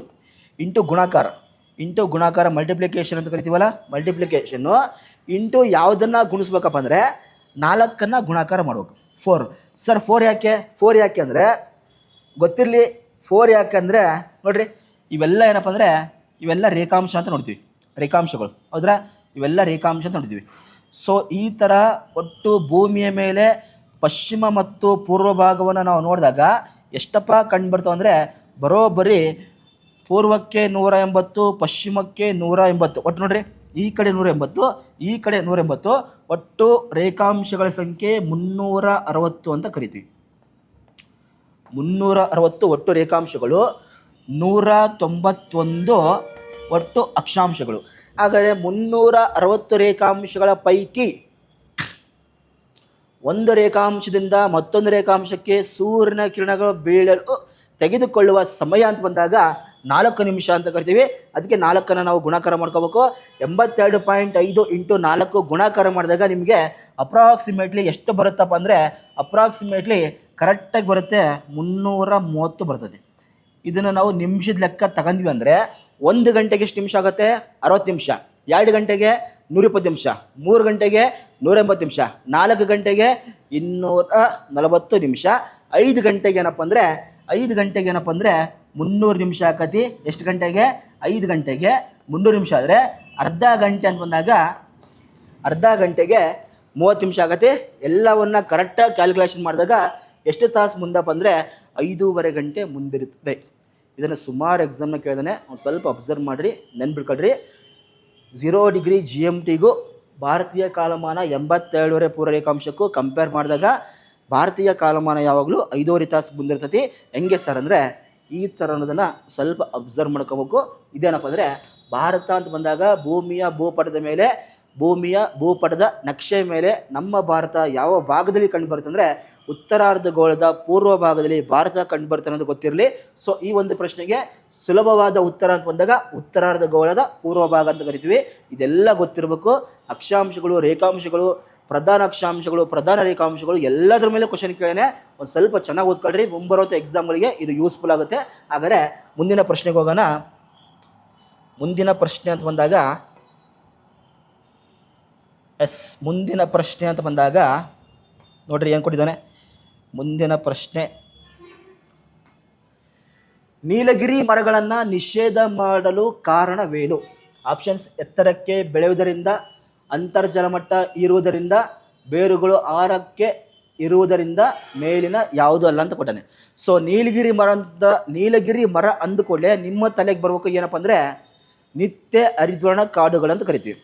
ಎವರ್ಗ್ರೀನ್ ಫಾರೆಸ್ಟ್ ಅಂತ ಕರಿತೀವಲ್ಲ. ಹಾಗಾದರೆ ನೀಲಗಿರಿ ಮರಗಳು ಅಂತ ಬಂದಾಗ ನೆನ್ಪಿಡ್ಕೊಳ್ರಿ, ಇಲ್ಲಿ ಸರಿಯಾದ ಉತ್ತರ ಏನಪ್ಪ ಅಂದರೆ ನೀಲಗಿರಿ ಮರಗಳು ಏನು ಮಾಡ್ತಾವೆ ಅಂದರೆ ಅಂತರ್ಜಲ ಮಟ್ಟವನ್ನು ಹೀರ್ಕಂತಾವೆ. ನೋಡ್ರಿ ಎಲ್ಲಿ ಅಂತ ಬಂದಾಗ ವಿಶೇಷವಾಗಿ ನಾವು ಪಶ್ಚಿಮ ಘಟ್ಟಗಳನ್ನ ಅಬ್ಸರ್ವ್ ಮಾಡ್ತೀವಲ್ಲ, ಈ ಪಶ್ಚಿಮ ಘಟ್ಟಗಳನ್ನ ಅಬ್ಸರ್ವ್ ಮಾಡಿದಾಗ ವಿಶೇಷವಾಗಿ ಏನಪ್ಪ ಅಂದರೆ ಈ ನಿತ್ಯ ಹರಿದ್ವರ್ಣ ಕಾಡುಗಳು ಕಂಡು ಬರ್ತಾವಲ್ಲ, ಪಶ್ಚಿಮ ಘಟ್ಟಗಳ ಪಶ್ಚಿಮ ಘಟ್ಟಗಳಲ್ಲಿ ಸುಮಾರು 6 ರಾಜ್ಯಗಳು ಹಂಚಿಕೆ ಆಗಿರ್ತವೆ. ಈ ಪಶ್ಚಿಮ ಘಟ್ಟಗಳಲ್ಲೂ ವಿಶೇಷವಾಗಿ ನಿತ್ಯ ಹರಿದ್ವರ್ಣ ಕಾಡುಗಳಿಗೆ ಸಂಬಂಧಪಟ್ಟಿದ್ದಾಗಿದ್ದರಿಂದ ಈ ಒಂದು ವಲಯದಲ್ಲಿ ವಿಶೇಷವಾಗಿ ಏನಪ್ಪ ಅಂದರೆ ನೀಲಗಿರಿ ಮರಗಳನ್ನು ನಿಷೇಧ ಮಾಡ್ತಾರೆ. ಯಾಕೆ ನೀಲಗಿರಿ ಮರಗಳನ್ನು ನಿಷೇಧ ಮಾಡ್ತಾರೆ ಅಂದರೆ ಅಂತರ್ಜಲ ಮಟ್ಟ ಸಂಪೂರ್ಣವಾಗಿ ಹೀರಿಕೊಂಡು ನೀಲಗಿರಿ ಮರಗಳು ಏನು ಮಾಡ್ತಾವೆ ಅಂದರೆ ಅಕ್ಕಪಕ್ಕದಲ್ಲಿರುವಂಥ ಬೇರೆ ಸಸ್ಯವರ್ಗಗಳಿಗೆ ಬೆಳೆಯುವುದಕ್ಕೆ ಕಷ್ಟ ಆಗಬಹುದನ್ನೋ ಉದ್ದೇಶಕ್ಕೆ ಭಾರತ ಸರ್ಕಾರ ಏನು ಮಾಡ್ತಂದರೆ ನೀಲಗಿರಿ ಮರಗಳನ್ನು ವಿಶೇಷವಾಗಿ ನಿತ್ಯ ಹರಿದ್ವರ್ಣ ಕಾಡುಗಳಲ್ಲಿ ನಿಷೇಧ ಮಾಡಿದರು. ಹಾಗಾದರೆ ಭಾರತ ಅಥವಾ ಕರ್ನಾಟಕಕ್ಕೆ ನೀಲಗಿರಿ ಮರಗಳನ್ನು ಪರಿಚಯ ಮಾಡಿದ ವ್ಯಕ್ತಿ ಯಾರಪ್ಪ ಅಂದರೆ ಟಿಪ್ಪು ಸುಲ್ತಾನ್ ಅಂತ ಕರಿತೀವಿ. ಸೊ ಮೈಸೂರು ಹುಲಿ ಟಿಪ್ಪು ಸುಲ್ತಾನ್ ಅಂತ ಕರಿತೀವಲ್ಲ, ಇವ್ರು ಏನು ಮಾಡ್ತಾರಪ್ಪ ಅಂದರೆ ಭಾರತ ಅಥವಾ ಕರ್ನಾಟಕಕ್ಕೆ ನೀಲಗಿರಿ ಮರಗಳನ್ನು ಪರಿಚಯ ಮಾಡಿಕೊಡ್ತಾರೆ. ಹಾಗಾದರೆ ನೀಲಗಿರಿ ಮರ ಅಂತ ಬಂದಾಗ ಒಂದು ಸ್ವಲ್ಪ ನಾವೇನು ಮಾಡೋಣ ಅಂದರೆ ನಿತ್ಯ ಹರಿದ್ವರ್ಣ ಕಾಡುಗಳ ಬಗ್ಗೆ ನೋಡ್ತಾ ಬರೋಣ. ಹಾಗಾದರೆ ನಿತ್ಯ ಹರಿದ್ವರ್ಣ ಅಂತ ಬಂದಾಗ ಎವರ್ಗ್ರೀನ್ ಫಾರೆಸ್ಟ್ ಅಂತ ಕರಿತೀವಲ್ಲ, ನಿತ್ಯ ಹರಿದ್ವರ್ಣ ಕಾಡುಗಳು ಅಂತ ಬಂದಾಗ ಎವರ್ಗ್ರೀನ್ ಫಾರೆಸ್ಟ್ ಅಂತ ಕರಿತೀವಿ. ಏನಪ್ಪ ನಿತ್ಯ ಹರಿದ್ವರ್ಣ ಕಾಡುಗಳಂದರೆ 200ರಿಂದ 250 ಸೆಂಟಿಮೀಟರ್ 250 ಸೆಂಟಿಮೀಟರ್ಗಿಂತ ಹೆಚ್ಚು ಮಳೆ ಕಂಡುಬರುವಂಥ ಪ್ರದೇಶದಲ್ಲಿ ಹಂಚಿಕೆಯಾದ ಅರಣ್ಯ ವರ್ಗ ಯಾವುದಪ್ಪ ಅಂದರೆ ನಿತ್ಯ ಹರಿದ್ವರ್ಣ ಕಾಡು ಅಂತ ಕರಿತೀವಿ. ಇಲ್ಲಿರುವಂಥ ಉಷ್ಣಾಂಶ ಅಂತ ಬಂದಾಗ 25 ಡಿಗ್ರಿ ಸೆಲ್ಸಿಯಸ್ಸಿಂದ ಹಿಡಿದು 27 ಡಿಗ್ರಿ ಸೆಲ್ಸಿಯಸ್ ಉಷ್ಣಾಂಶ ಕಂಡುಬರುತ್ತೆ. ಹಾಗಾದರೆ ಈ ವಿಷಯವಾಗಿ ನಾವು ನೋಡ್ತಾ ಹೋದಾಗ ಇಲ್ಲೇನಪ್ಪ ಅಂದರೆ ವಿಶೇಷವಾಗಿ ಸುಮಾರು 60 ಮೀಟರ್ ಎತ್ತರಕ್ಕೆ ಬೆಳೆಯುವಂಥ ಸಸ್ಯವರ್ಗ ಕಂಡುಬರ್ತವೆ. ಈ 60 ಮೀಟರ್ ಎತ್ತರಕ್ಕೆ ಬೆಳೆಯುವಂಥ ಸಸ್ಯವರ್ಗ ಅಂತ ಬಂದಾಗ ಈ ಸಸ್ಯವರ್ಗಗಳ ಮೇಲೆ ಏನಪ್ಪ ಅಂದರೆ ಸ್ವಲ್ಪ ಅಬ್ಸರ್ವ್ ಮಾಡಿರಿ. ಈ ಸಸ್ಯವರ್ಗಗಳ ಮೇಲೆ ಏನಪ್ಪ ಅಂದರೆ ಸೂರ್ಯನ ಕಿರಣಗಳು ಭೂಮಿಗೆ ತಾಗದೇ ಇರುವಷ್ಟು ದಟ್ಟವಾಗಿ ಈ ಅಂಬ್ರೆಲ್ಲ ಬರುತ್ತಲ್ಲ ಛತ್ರಿ ಆಕಾರ, ಸೊ ಸಂಪೂರ್ಣವಾಗಿ ಸ್ಪ್ರೆಡ್ ಆಗಿರ್ತಾವೆ. ಸ್ಪ್ರೆಡ್ ಆದಾಗ ಸೂರ್ಯನ ಕಿರಣ ಭೂಮಿ ತಾಗಂಗೇ ಇಲ್ಲ. ಸೂರ್ಯನ ಕಿರಣ ಭೂಮಿಗೆ ತಾಗಂಗಿಲ್ಲ ಅಂದರೆ ಈ ಭಾಗದಲ್ಲಿ ಎಲ್ಲ ಒಂಥರ ಕತ್ತಲು ವಾತಾವರಣ ಫಾರ್ಮೇಷನ್ ಆಗಿರ್ತದೆ, ಡಾರ್ಕ್ ಕಲರ್ ಬೆಳಕು ಫಾರ್ಮೇಷನ್ ಆಗಿರ್ತದೆ. ಸೊ ಹಂಗಾಗಿ ಈ ಒಂದು ಸಸ್ಯವರ್ಗವನ್ನು ನಾವೇನಂತ ಕರಿತೀವಿ ಅಂದರೆ ನಸು ಬೆಳಕಿನ ಸಸ್ಯವರ್ಗ ಅಂತ ಕರಿತೀವಿ. ನಸು ಬೆಳಕಿನ ಸಸ್ಯವರ್ಗ ಅಂತ ಕರಿತೀವಿ. ವಿಶೇಷವಾಗಿ ನಾಳೆ ಕೇಳ್ತಾನೆ ಆರ್ಕಿಡ್ ಮಾದರಿಯ ಸಸ್ಯವರ್ಗಗಳು. ಆರ್ಕಿಡ್ ಮಾದರಿಯ ಸಸ್ಯವರ್ಗ ಯಾವ ವಲಯದಲ್ಲಿ ಕಂಡುಬರ್ತದೆ ಅಂದರೆ ನಿತ್ಯ ಹರಿದ್ವರ್ಣ ಕಾಡುಗಳಲ್ಲಿ ಕಂಡುಬರ್ತದೆ. ನೆನಪಿಟ್ಕೊಳ್ರಿ, ಆರ್ಕಿಡ್ ಮಾದರಿಯ ಸಸ್ಯವರ್ಗ ಅಂತ ಬಂದಾಗ ನಿತ್ಯ ಹರಿದ್ವರ್ಣ ಕಾಡುಗಳಲ್ಲಿ ಅತಿ ಹೆಚ್ಚು ಹಂಚಿಕೆಯಾಗುವುದನ್ನು ನಾವು ನೋಡ್ತಾ ಬರ್ತೀವಿ. ಹಾಗಾದರೆ ಇಲ್ಲಿ ಸರಿಯಾದ ಉತ್ತರ ಅಂತ ಬಂದಾಗ ನೀಲಗಿರಿ ಮರಗಳನ್ನು ನಿಷೇಧ ಮಾಡಲು ಕಾರಣ ಅಂತ ಬಂದಾಗ ಅಂತರ್ಜಲ ಮಟ್ಟ ಹೆಚ್ಚಾಗಿ ಹೀರಿಕೊಳ್ಳುವುದರಿಂದ ವಿಶೇಷವಾಗಿ ಪಶ್ಚಿಮ ಘಟ್ಟ ಭಾಗದಲ್ಲಿ ಏನು ಮಾಡಿದ್ರಪ್ಪ ಅಂದರೆ ಅವುಗಳನ್ನ ಸಂಪೂರ್ಣವಾಗಿ ನಿಷೇಧ ಮಾಡಿದರು. ಹಾಗಾದರೆ ಇದಕ್ಕೆ ಸರಿಯಾದ ಉತ್ತರ ಆಪ್ಷನ್ ಬಿ ಅಂತ ನೋಡ್ತೀವಿ. ಸೊ ಎಲ್ರಿಗೂ ಗೊತ್ತಿರಬೇಕಾಗಿ ವಿನಂತಿ. ಸೊ ಹಾಗಾದರೆ ಮುಂದಿನ ಪ್ರಶ್ನೆಯನ್ನು ನಾವು ನೋಡ್ತಾ ಹೋದಾಗ ಮುಂದಿನ ಪ್ರಶ್ನೆ ಅಂತ ಬಂದಾಗ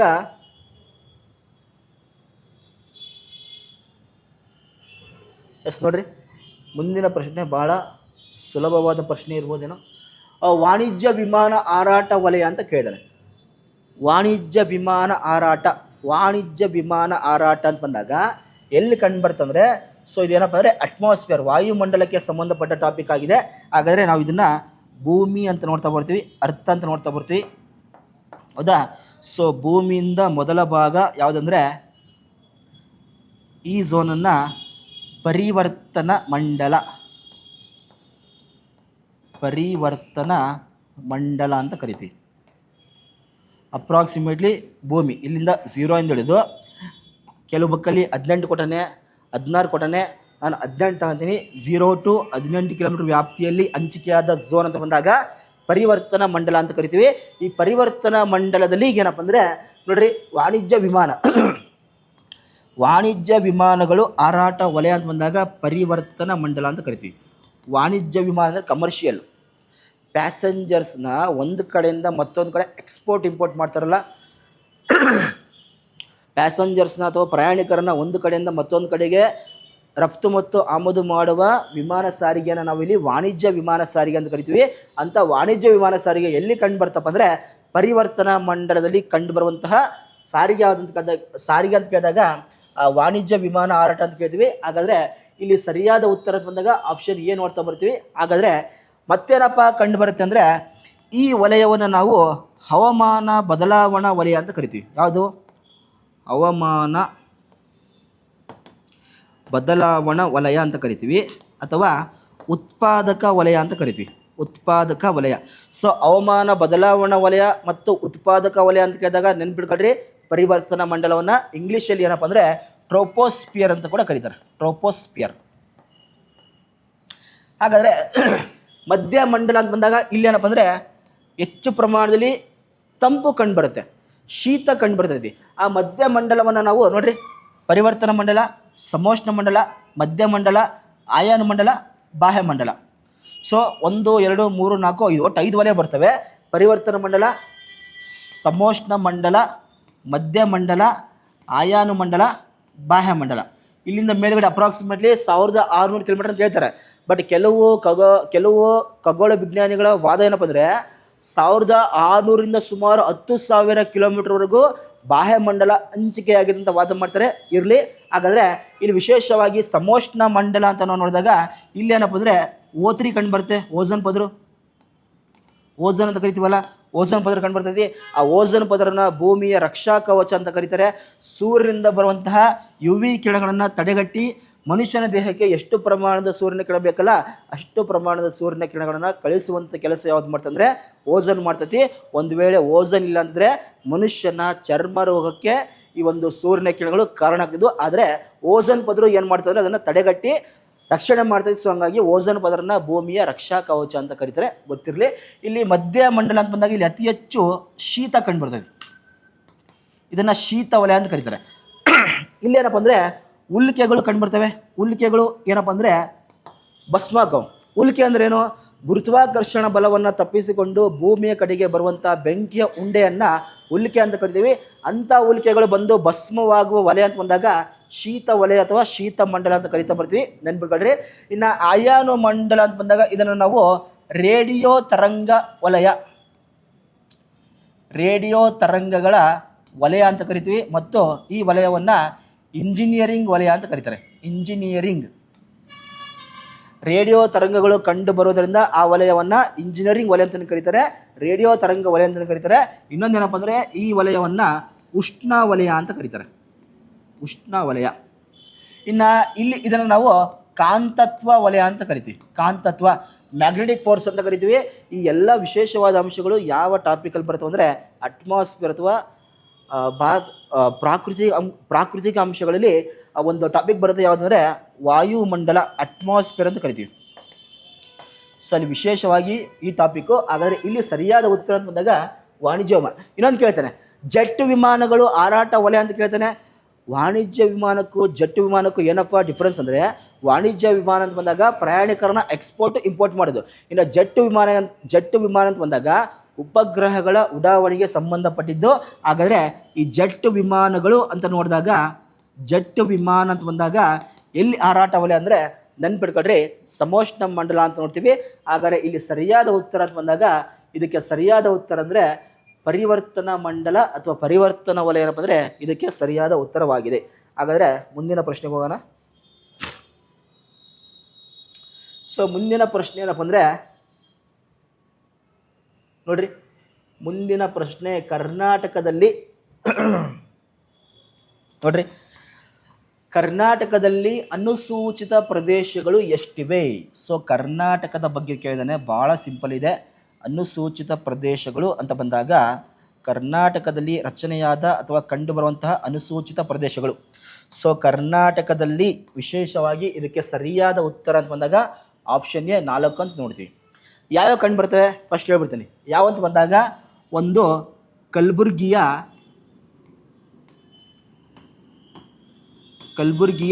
ಶಾಬಾದ್, ಮತ್ತೊಂದು ಯಾದಗಿರಿಯ ಭೀಮರಾಯನ ಗುಡಿ ಅಂತ ಕರಿತೀವಿ. ಭೀಮರಾಯನ ಗುಡಿ, ಯಾದಗಿರಿಯ ಭೀಮರಾಯನ ಗುಡಿ. ಇನ್ನೊಂದೇನಪ್ಪ ಅಂದರೆ ಈ ಬೆಳಗಾವಿಯ ಗೋಕಾಕ್. ಇನ್ನು ಅದನ್ನು ಬಿಟ್ಟರೆ ಇಲ್ಲಿ ಚಿಕ್ಕಮಗಳೂರು ಪ್ರಾಂತ್ಯದಲ್ಲಿ ಒಂದು ಬರ್ತದೆ. ಇದೇನಪ್ಪ ಅಂದರೆ ಚಿಕ್ಕಮಗಳೂರಿನ ಕುದುರೆಮುಖ.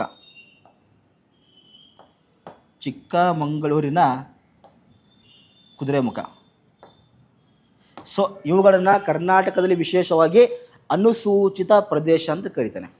ಅನುಸೂಚಿತ ಪ್ರದೇಶ ಅಂದರೆ ಇಷ್ಟೇ ಸಿಂಪಲ್ಲು, ಆ ಪ್ರದೇಶಗಳಿಗೆ ನಿರ್ಬಂಧ ಹೇರಿರ್ತಾರೆ, ನಿಷೇಧವನ್ನು ಹೇರಿರ್ತಾರೆ. ಯಾಕೆಂದ್ರೆ ಒಂದು ಎಕ್ಸಾಂಪಲ್ ಅದನ್ನು ಕೇಳ್ರಿ. ಸುಮಾರು 1914 ಸಂದರ್ಭದಲ್ಲಿ ನೋಡ್ರಿ, 1914 ಸಂದರ್ಭದಲ್ಲಿ ಬ್ರಿಟಿಷರು ಕುದುರೆಮುಖ ನ್ಯಾಷನಲ್ ಪಾರ್ಕ್ ಬರುತ್ತಲ್ಲ, ಆ ಕುದುರೆಮುಖ ನ್ಯಾಷನಲ್ ಪಾರ್ಕಿನ ಪ್ರದೇಶವನ್ನು ಕಾಯ್ದಿರಿಸಿದ ಪ್ರದೇಶ ಅಂತ ಘೋಷಣೆ ಮಾಡಿದರು. ಕಾಯ್ದಿರಿಸಿದ ಪ್ರದೇಶ ಅಂತ ಘೋಷಣೆ ಮಾಡಿದ್ರು, ಅಂದರೆ ರಿಸರ್ವ್ಡ್ ಏರಿಯಾಸ್. ಯಾಕಂದರೆ ಆ ವಲಯದಲ್ಲಿ ಒಂದು ಕಾಲದಲ್ಲಿ ಕರ್ನಾಟಕದಲ್ಲಿ ಅತಿ ಹೆಚ್ಚು ಕಬ್ಬಿಣಾಂಶಕ್ಕೆ ಫೇಮಸ್ ಆದಂಥ ಪ್ರಸಿದ್ಧಿಯಾದ ಮೊದಲ ಸ್ಥಾನದಲ್ಲಿ ಇದ್ದಂಥ ಜಿಲ್ಲೆ ಅಂದರೆ ಚಿಕ್ಕಮಗಳೂರು. ಬಟ್ ಈಗ ಪ್ರೆಸೆಂಟು ಚಿಕ್ಕಮಗಳೂರು ಸೆಕೆಂಡ್ ಪ್ಲೇಸಲ್ಲಿ ಐತಿ. ಕುದುರೆಮುಖ ಆಗಿರ್ಬೋದು, ಬಾಬಾ ಬುಡನ್ಗಿರಿ ಆಗಿರ್ಬೋದು, ಕೆಮ್ಮಣ್ಣಗುಂಡಿ ಆಗಿರ್ಬೋದು, ಇವೆಲ್ಲ ಏನಪ್ಪ ಅಂದರೆ ಕರ್ನಾಟಕದಲ್ಲಿ ಕಬ್ಬಿಣವನ್ನು ಉತ್ಪಾದನೆ ಮಾಡೋ ಮೂಲಕ 2ನೇ ಸ್ಥಾನದಲ್ಲೈತಿ. ಈಗ ಪ್ರೆಸೆಂಟ್ಲಿ ಕರ್ನಾಟಕದಲ್ಲಿ ಫಸ್ಟ್ ಅಂತ ಬಂದಾಗ ಈ ಬಳ್ಳಾರಿಯ ಸಂಡೂರು ಅಂತ ಕರಿತೀವಲ್ಲ, ಬಳ್ಳಾರಿಯ ಸಂಡೂರು, ಈ ಬಳ್ಳಾರಿಯ ಸಂಡೂರು ಅಂತ ಬಂದಾಗ ಸಂಡೂರು ಆಗಿರ್ಬೋದು, ಕುಮಾರಸ್ವಾಮಿ ಗುಡ್ಡ ಆಗಿರ್ಬೋದು, ಜೇನುಸೂರಿ ಗುಡ್ಡ ಆಗಿರ್ಬೋದು, ವಿಭೂತಿ ಗುಡ್ಡ ಆಗಿರ್ಬೋದು, ಇವೆಲ್ಲ ಏನಪ್ಪ ಅಂದರೆ ಅತಿ ಹೆಚ್ಚು ಕಬ್ಬಿಣ ನಿಕ್ಷೇಪಕ್ಕೆ ಫೇಮಸ್ ಆಗೈತಿ. ಹಾಗಾದರೆ ನಾಳೆ ಕೇಳ್ತಾನೆ ಕರ್ನಾಟಕದ ರೋರ್ ಅಥವಾ ಖನಿಜ ಸಂಪನ್ಮೂಲ ಬಟ್ಟಲು ಯಾವುದಂತ ಕೇಳಿದಾಗ ಈ ಬಳ್ಳಾರಿಯ ಸಂಡೂರನ್ನು ಕರ್ನಾಟಕದ ಖನಿಜ ಸಂಪನ್ಮೂಲ ಬಟ್ಟಲು ಅಂತ ಕರೀತಾ ಬರ್ತಾರೆ, ನೆನ್ಬಿಡ್ಕೊಡ್ರಿ. ಹಾಗಾದರೆ ಇಲ್ಲಿ ಅನುಸೂಚಿತ ಪ್ರದೇಶ ಅಂತ ಬಂದಾಗ 4 ಕಂಡು ಬರ್ತವೆ. ಕಲಬುರಗಿ, ಯಾದಗಿರಿ, ಬೆಳಗಾವಿ ಮತ್ತು ಚಿಕ್ಕಮಗಳೂರು 4 ಜಿಲ್ಲೆಗಳನ್ನು ಅನುಸೂಚಿತ ಪ್ರದೇಶ ಅಂತ ಕರೀತಾ ಬರ್ತಾರೆ, ನೆನಪಿಟ್ಕೊಳ್ರಿ. ಸೊ ಈ ಒಂದು ಪ್ರಶ್ನೆಗೆ ಸರಿಯಾದ ಉತ್ತರ ಅಂತ ಬಂದಾಗ ಆಪ್ಷನ್ ಎ ಆಗಿದೆ. ಇದಕ್ಕೆ ಸರಿಯಾದ ಉತ್ತರ ಆಪ್ಷನ್ ಎ ಅಂತ ನೋಡ್ತೀವಿ. ಹಾಗಾದರೆ ಮುಂದಿನ ಪ್ರಶ್ನೆ,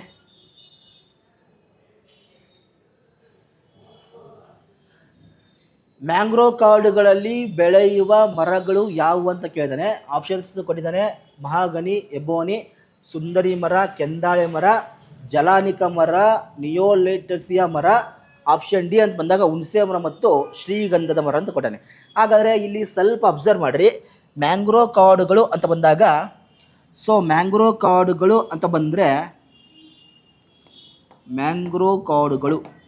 ಈ ಮ್ಯಾಂಗ್ರೋವ್ ಕಾಡುಗಳನ್ನು ಏನು ಮಾಡ್ತಾರಪ್ಪ ಅಂದರೆ, ಮ್ಯಾಂಗ್ರೋವ್ ಕಾಡುಗಳನ್ನು ಕರಾವಳಿ ಮತ್ತು ಸಮುದ್ರದ ದಂಡೆಗಳಲ್ಲಿ, ಕರಾವಳಿ ಮತ್ತು